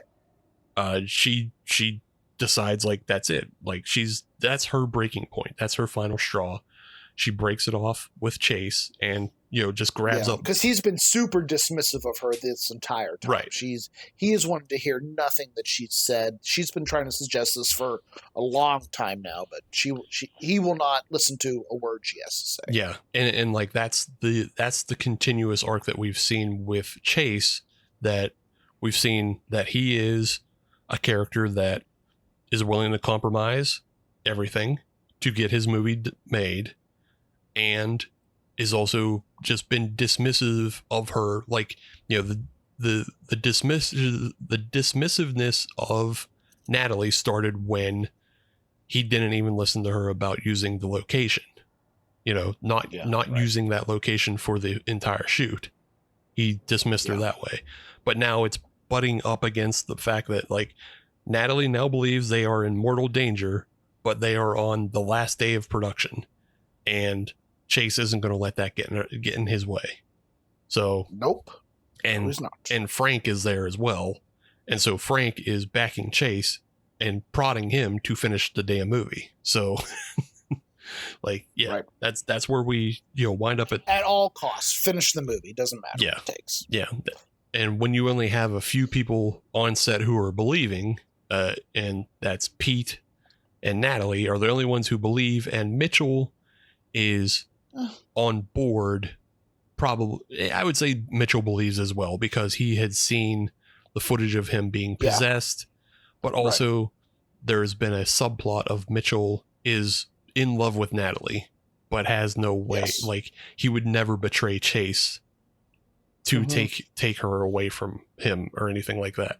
Yep. He still never really did. He even as Natalie professes her love for Mitchell, he still doesn't speak or stand up or do anything. No, because I mean it's after this breakup scene that they do go bang in the motel. I thought they banged when he had to spend the night there. I thought they banged when he couldn't sleep in his room and says, "I need." Not the first time. I think the first. Okay. I think the first time it's very platonic, but he never would have went there to begin with if it wasn't like a problem. Because you're right. I did think of that in hindsight. My God, you go from a cabin that you're terrified because you just got possessed and you can't sleep anymore, and then you go and have sex with your new girlfriend. Yeah, I don't think I would have been in the mood at that time. Sorry. Yeah, no, it was a very like platonic thing of like he's because they show him he's off to the side like curled up and like you're right. I do remember that scene. Yeah, but like his whole thing with why he didn't take a room with one of the other guys is actually like his religious upbringing, and I guess he equated it to like homosexuality if he like had to share a bed with another guy. But no shit. But he also somewhat considered it a betrayal to share a bed with Natalie because she was Chase's girlfriend at the time. Okay. But I do remember all this now that you say it out loud. Yeah. But now at this point, after like she's broken up with him and like Mitchell's getting ready to lay down on the couch again, and she just goes into the cabin and snatches him up and then takes him to the motel, and then and then they got it. Yep. They have sex together. But then we start day 7 and like Chase is just shot out of a cannon. He's smoking 3 cigs at once, and like it's so silly, and he's just like, we're gonna rock this fucking day, and then they just like we get a big montage of like them finishing the film is what it is. And wasn't that part of the curse as well? Like wasn't there some sort of like that was a step in it too where it was all successful or bliss or some kind of I forget what there were certain steps in this curse. Mm-hmm. And I feel like that was like step 5. There was like 6 steps, and that was step 5. But I need to go and watch it again too. I don't remember the full progression, but like it was definitely But they had an amazing day. Like everything filmed without a hitch. They got a ton of stuff done. Everything went perfectly, and it was done. Yeah, and you might be able to say that like that was part of the Grand Jubilee, that like. Yeah, all of their wishes came true, and their wishes were centered around finishing the film. So yeah, that makes sense. You're probably right in equating that things going well for them so perfectly through this final day curse is actually part of the curse. Yeah, I believe it because it was very out of place. Otherwise, it made no sense. Yeah, it was weird that like just now that like they're shot out of a cannon. And all the pistons are firing on like perfect. Yeah, because the rest of the progression is like things like one of them is injury, which is their Bigfoot actor getting shot. The cursed food, the possession, all that stuff is part of it, and then leading up to the Grand Jubilee, and this was probably part of it. But it's because that they stayed on set and finished the film, and then they all have like a wrap party and they're ready to go, but then they can't go, and it's that classic trope of like, oh, I drove somewhere in the woods and it fucking leads me right back to the same place. It's I don't know, it's an overused thing, but also I don't know, what else do you do? They did a cool job. Like I feel like I loved how they started. They drove a bunch back and forth, and like they, one person was like, "No, it's that way. No, the cabin was that way. I'm driving this way." But they all keep ending in the same spot, and then at one point, they all just start rolling in unison, like doing barrel rolls down the street to try and kind of like get further away from it. I thought that was really funny. Yeah, I mean, they do the best they can just to, like, it's an obvious thing that we've seen in a lot of horror films. And, like, I don't know if you ever saw it, but, like, there's a TV show called From. No, I never saw that one. I think it's on Apple, or it's on MGM or something like that, or AMC. I don't know, but it's a very kind of, it's trying to be Stephen King-esque. But what it is it's like people on vacations will find themselves getting trapped in this other world, and it works exactly like that. You show up in this town, and then you try to drive through the town, and then it leads you right back into the town, and so you're stuck. Gotcha. So yeah, it's a thing you've seen a lot of. But yeah, this is where we go. Okay, we're fucked now. We're trapped. We're trapped inside this cabin. Yep. And I kind of like the way this film is paced, with the way things go from like a pure comedy to like a mixed comedy. And I was in the whole time, like, and my attention span is tough to keep. And I was in it. I was committed. Yeah, but this film really does devolve into, like, it has a pretty good, like, 10-minute section of just pure chaos. That's I have that written on my thing. Yeah, there it is. Chaos. Right there. Yep. You could see Ben's notes if you paid for the Patreon and jumped on the Discord. Right? Pretty good notes. Yes. But yep, they're trapped in the cabin. Alan Rickman decides that he's going to try to escape on his own, gets possessed by a demon. Betsy tries to escape on her own. She also gets repossessed. Alan Rickman's standing at one of the doors, just buck-ass naked. Buck-ass naked, like looking shredded. Like it goes from, I think it all starts off because one girl just kind of like gets sick and runs to the toilet and she comes out and says, "I got bug juice everywhere." Yeah. I just love it. I even put captions on just so I didn't know if she was saying butt juice or bug juice. Yeah. She said bug juice. Yeah, it's this girl who's been chugging like Tahitian treat, and she just, like, you hear her retching in the bathroom, and then she comes out, and she delivers that line like a child, and like when a kid is like, "I threw up." She just like, "I got bug juice everywhere." Yeah.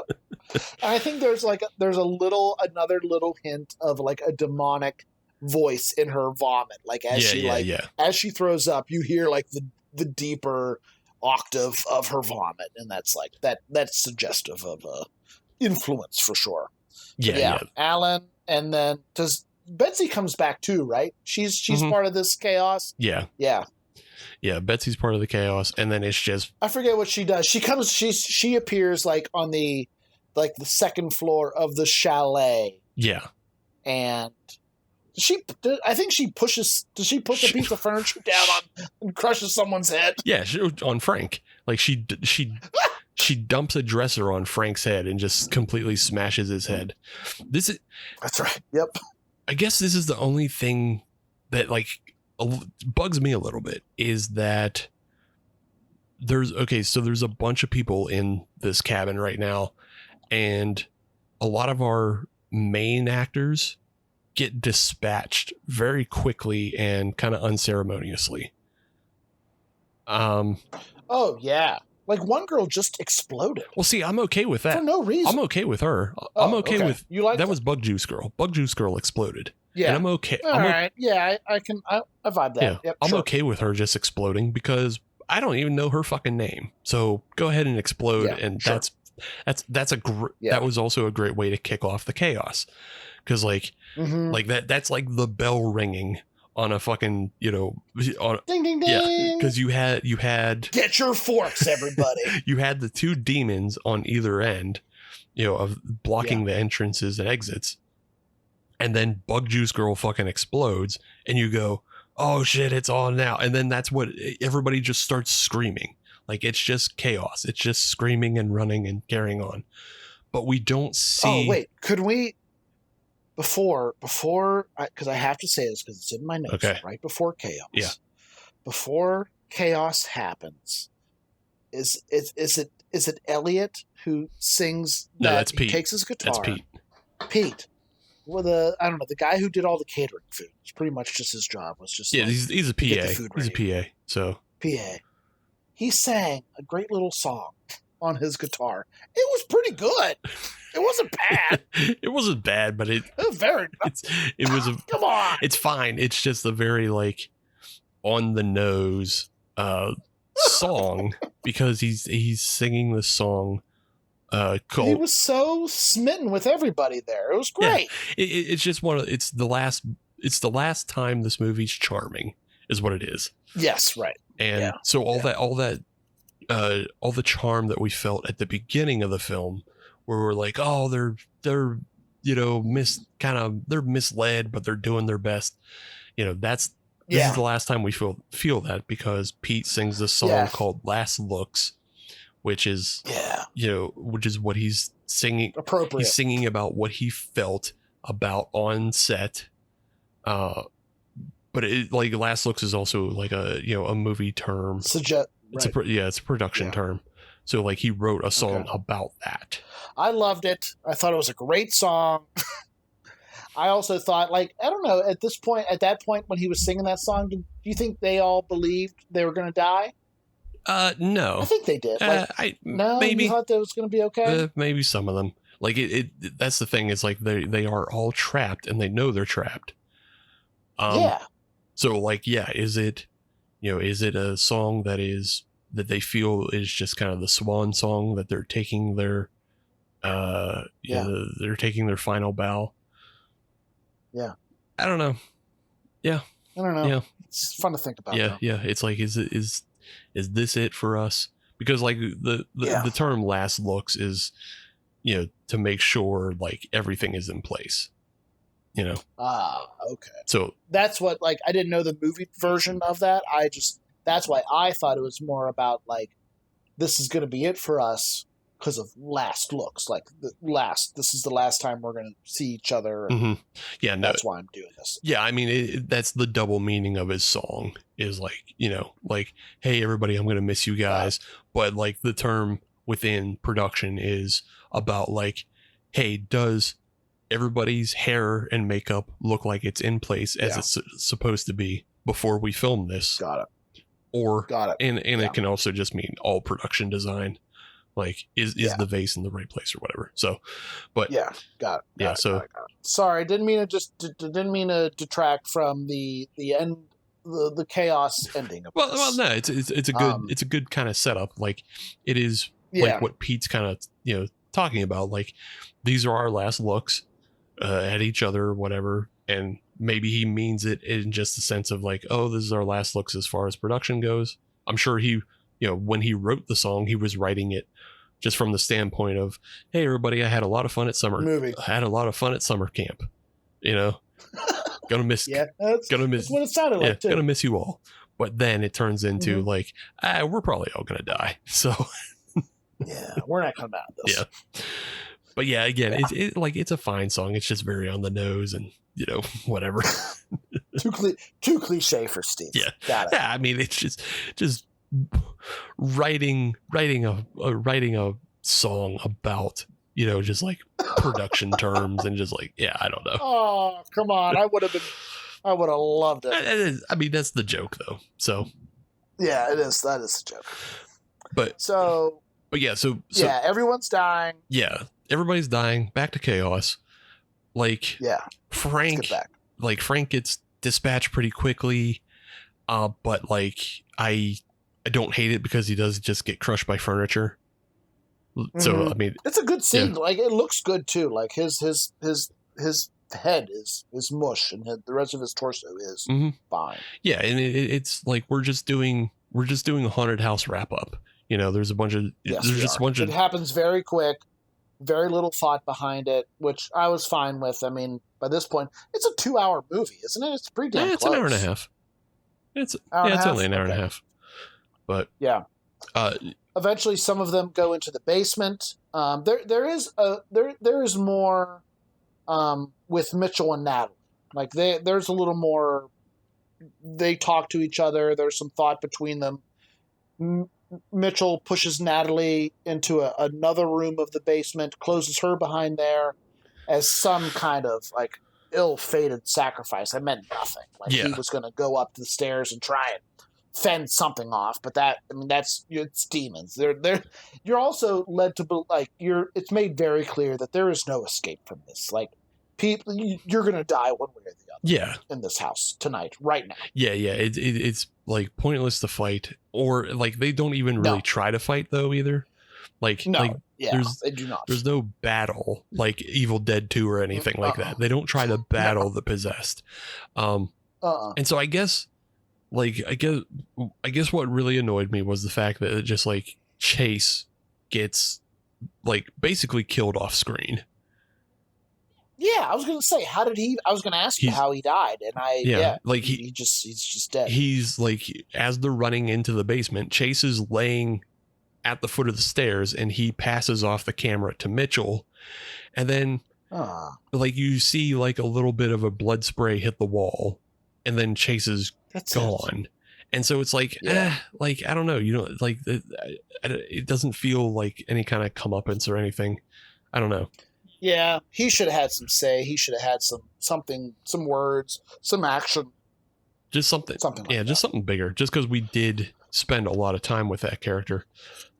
Mitchell falls into a hero's folly, which I think I love. Yeah. I love because it's him growing as a person, but at the same time being too stupid to know that he like it doesn't work out like that. You would have been better off just hugging and kissing Natalie until you were both dead.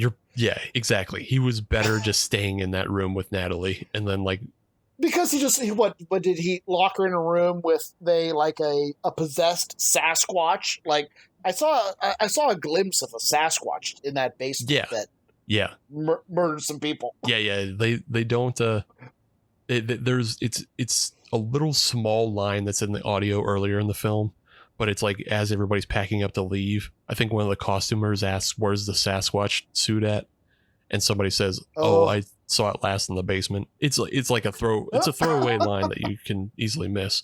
But yeah, Mitchell's like, "I'm gonna make this hero sacrifice," and he even says he's like, "Because somebody has to take one for the team," and so right, he's actualized the way he's been stepped on the entire film, but he's actualized it into a heroic gesture, which is great. Yeah, but it just means nothing because like he doesn't know. It's useless. Yeah, he doesn't know how powerful the thing is that he's just about to go up against. This is where we get our only kind of look at a Sasquatch, maybe. Honestly, yeah, truly. I don't like it's not totally clear, but it's the Sasquatch suit has come to life in some fashion. In some fashion. You see some legs, you see some arms. It clearly did some violence. Yeah. But that was it winds up killing everybody else that's left in the basement. And then it picks up the camera that Chase passed off to Mitchell. Oh, yeah. I forgot about that. It does. Yeah. And like one of our final scenes, like this movie kind of ends like 3 times. Like it ends with everybody dying in the basement, and that could have been an ending. Yep. Then we get kind of a further ending of like we see like all of these people dressed up, and it's very similar to like the end of Hereditary, where like everybody was kind of like in reverence of the demon Payman, and everybody had, but in this case everybody is kind of dressed up in like this folksy garb, and they have like they have a whole bunch of like hastily made Renaissance costumes in a way, because like it's like made of crowns. There's weird details about like how people are kind of being like propped up in a way. They're clearly dead, but they are dancing, they're moving. Mm-hmm. Some people have like handles inserted into them and they're being held on. Some people have vape pens like sticking out of their throats that are smoking. Yeah. It's weird. It's definitely meant to like it's this weird farce that the demon has created of a party. Yeah. It's the grand jubilee with dead bodies. Yeah, it's the grand jubilee, and so like he has all these dead bodies, fucking like doing a middle school slow dance with each other. Exactly. And the one person left alive is Pete, and Pete is made to bear witness, and I think he's like wearing a jester's hat at this point. So like, ooh, okay. Pete is made to bear witness to all of this. I don't know why it singles out Pete. Yeah, and I missed that part. I don't think I saw him. I think I was distracted by the rest of the Jubilee. Never really noticed that he was actually alive and still there, and actually had to see this, because he's the only one who got to see it. That was it. Yeah. Everyone else was dead. Yeah. And then we get a final, extra added scene of this woman. A news report. This woman's giving a news report, and it may even be just for like YouTube, like a YouTube investigator. Yeah, sure. But yeah, she's giving a news report, and she's sitting with like a catatonic Pete, and telling everybody the story of like, and then the movie you just watched was assembled by the French footage, the French foundation that sent out the documentary team to begin with. It was like, it was assembled, and now they play it at their museum for 24/7. And it's like, okay, sure. They like, yeah, okay. And then she's talking about how Pete has never spoken, but then like Pete starts to speak, and she gets really interested, and then just like right before she can really get anything out of Pete, this orderly comes in and takes him away. And then it's apparent through sound design and some other clues that the orderly is possessed. And honestly, I didn't need this last little scene. No, I would have been happy with the Jubilee. I would have been happy if they never even danced at the end. I would have been happy if it was just the Sasquatch took the video. It made no difference to me. I liked the Jubilee, and I wish they would have did a little bit more with that, because I just think I think it's an interesting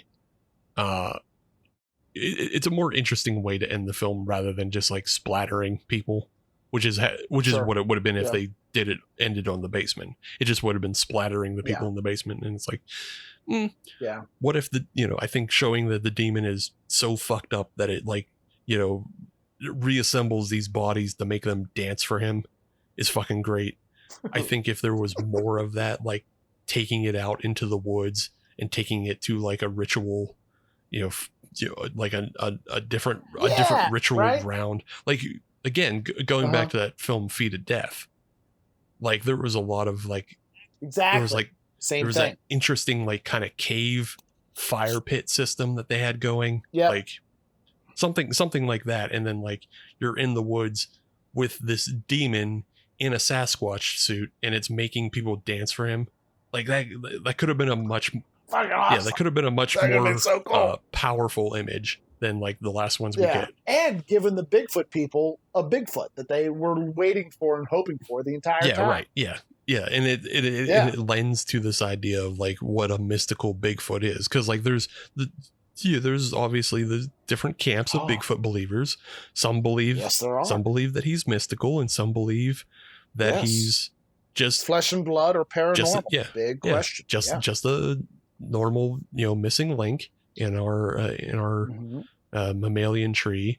But I think it's very funny, the idea that he is paranormal, but it's just a guy in a suit. Like it's it's a demon in a suit. Like Bigfoot's paranormal. I never thought of it like Bigfoot's paranormal, but it's because it's a demon wearing a costume. He's in a because he got the suit from the movie set. So I think leaning, if they would have leaned on that a little bit more, I think that would have been a lot of fun. I love that. Yeah, because it also would have been it would have fed back into the comedy aspect as well as just being preposterous and a little bit fun. But like, this final scene ending, you can cut that off if you want to. If you want to. Yeah. But still, overall, way more fun than I thought it was going to be. I enjoy this movie, and I would watch it again easily. Yeah, I was really surprised at how funny the film is, and how like how good it is at like portraying a small shoestring production and the personalities you run into on those productions. It's really good at doing that. And you know, it's the subversion of like, I thought we were getting Bigfoot. No, we're getting demons. That's fun. You know, so it's a fun. That was a cool twist. Yeah, it's a fun subversion.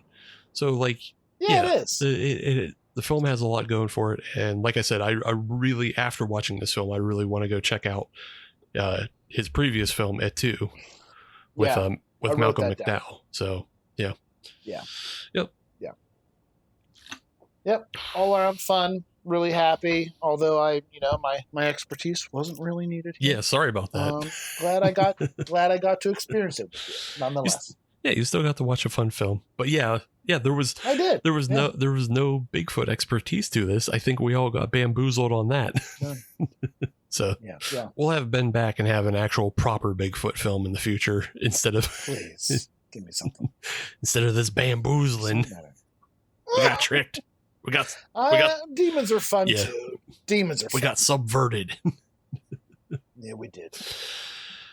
And I'm not gonna lie. So we're watching another Netflix show, Sandman. Okay. And that's pretty good. I would recommend that to a lot of people. But before I watched Sandman, I watched this movie. And if you look behind me, if you're on Discord, you can see me pointing to this little bookshelf right up, in the back of the room above my head, right here. And there was a point in the night where those books came off that shelf for no goddamn reason. And I was blaming Sandman. Maybe it's the fucking demon from this. You let it into your house, Ben.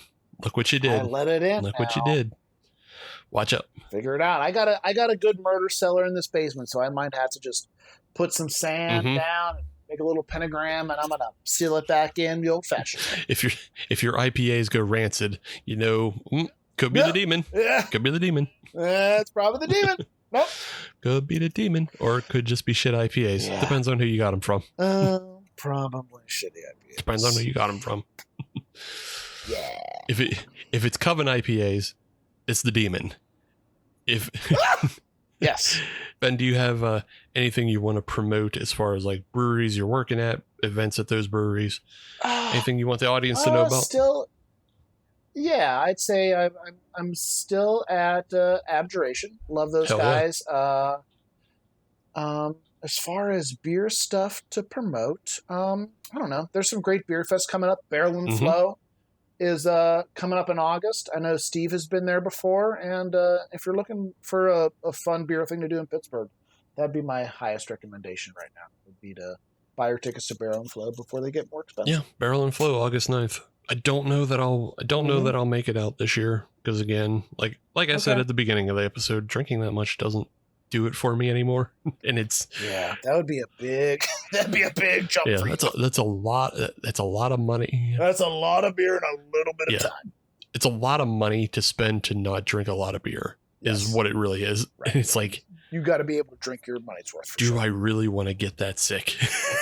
But it's a great event, and I think everybody should go. Everybody who can still do Beer Fest, go do it because it is one of the best festivals, like just period. Yes, just period. Yep. That's really it. And I've seen a lot of them, and that one just keeps getting better and better every year. Yeah.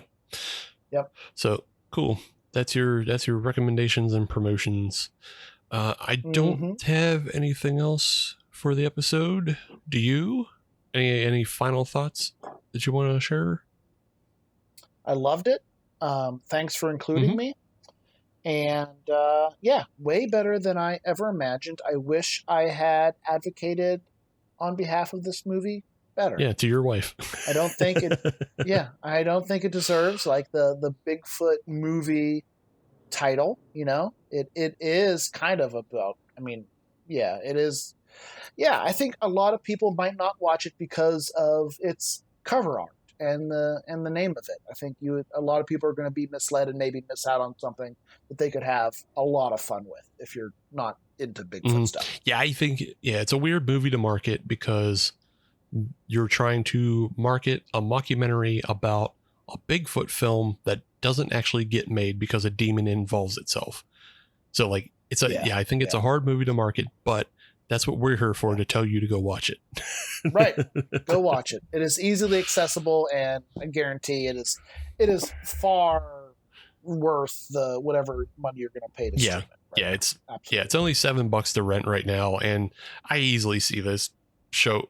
I see this popping up on Shudder in the next couple months as well. So like, just keep it on your to watch list.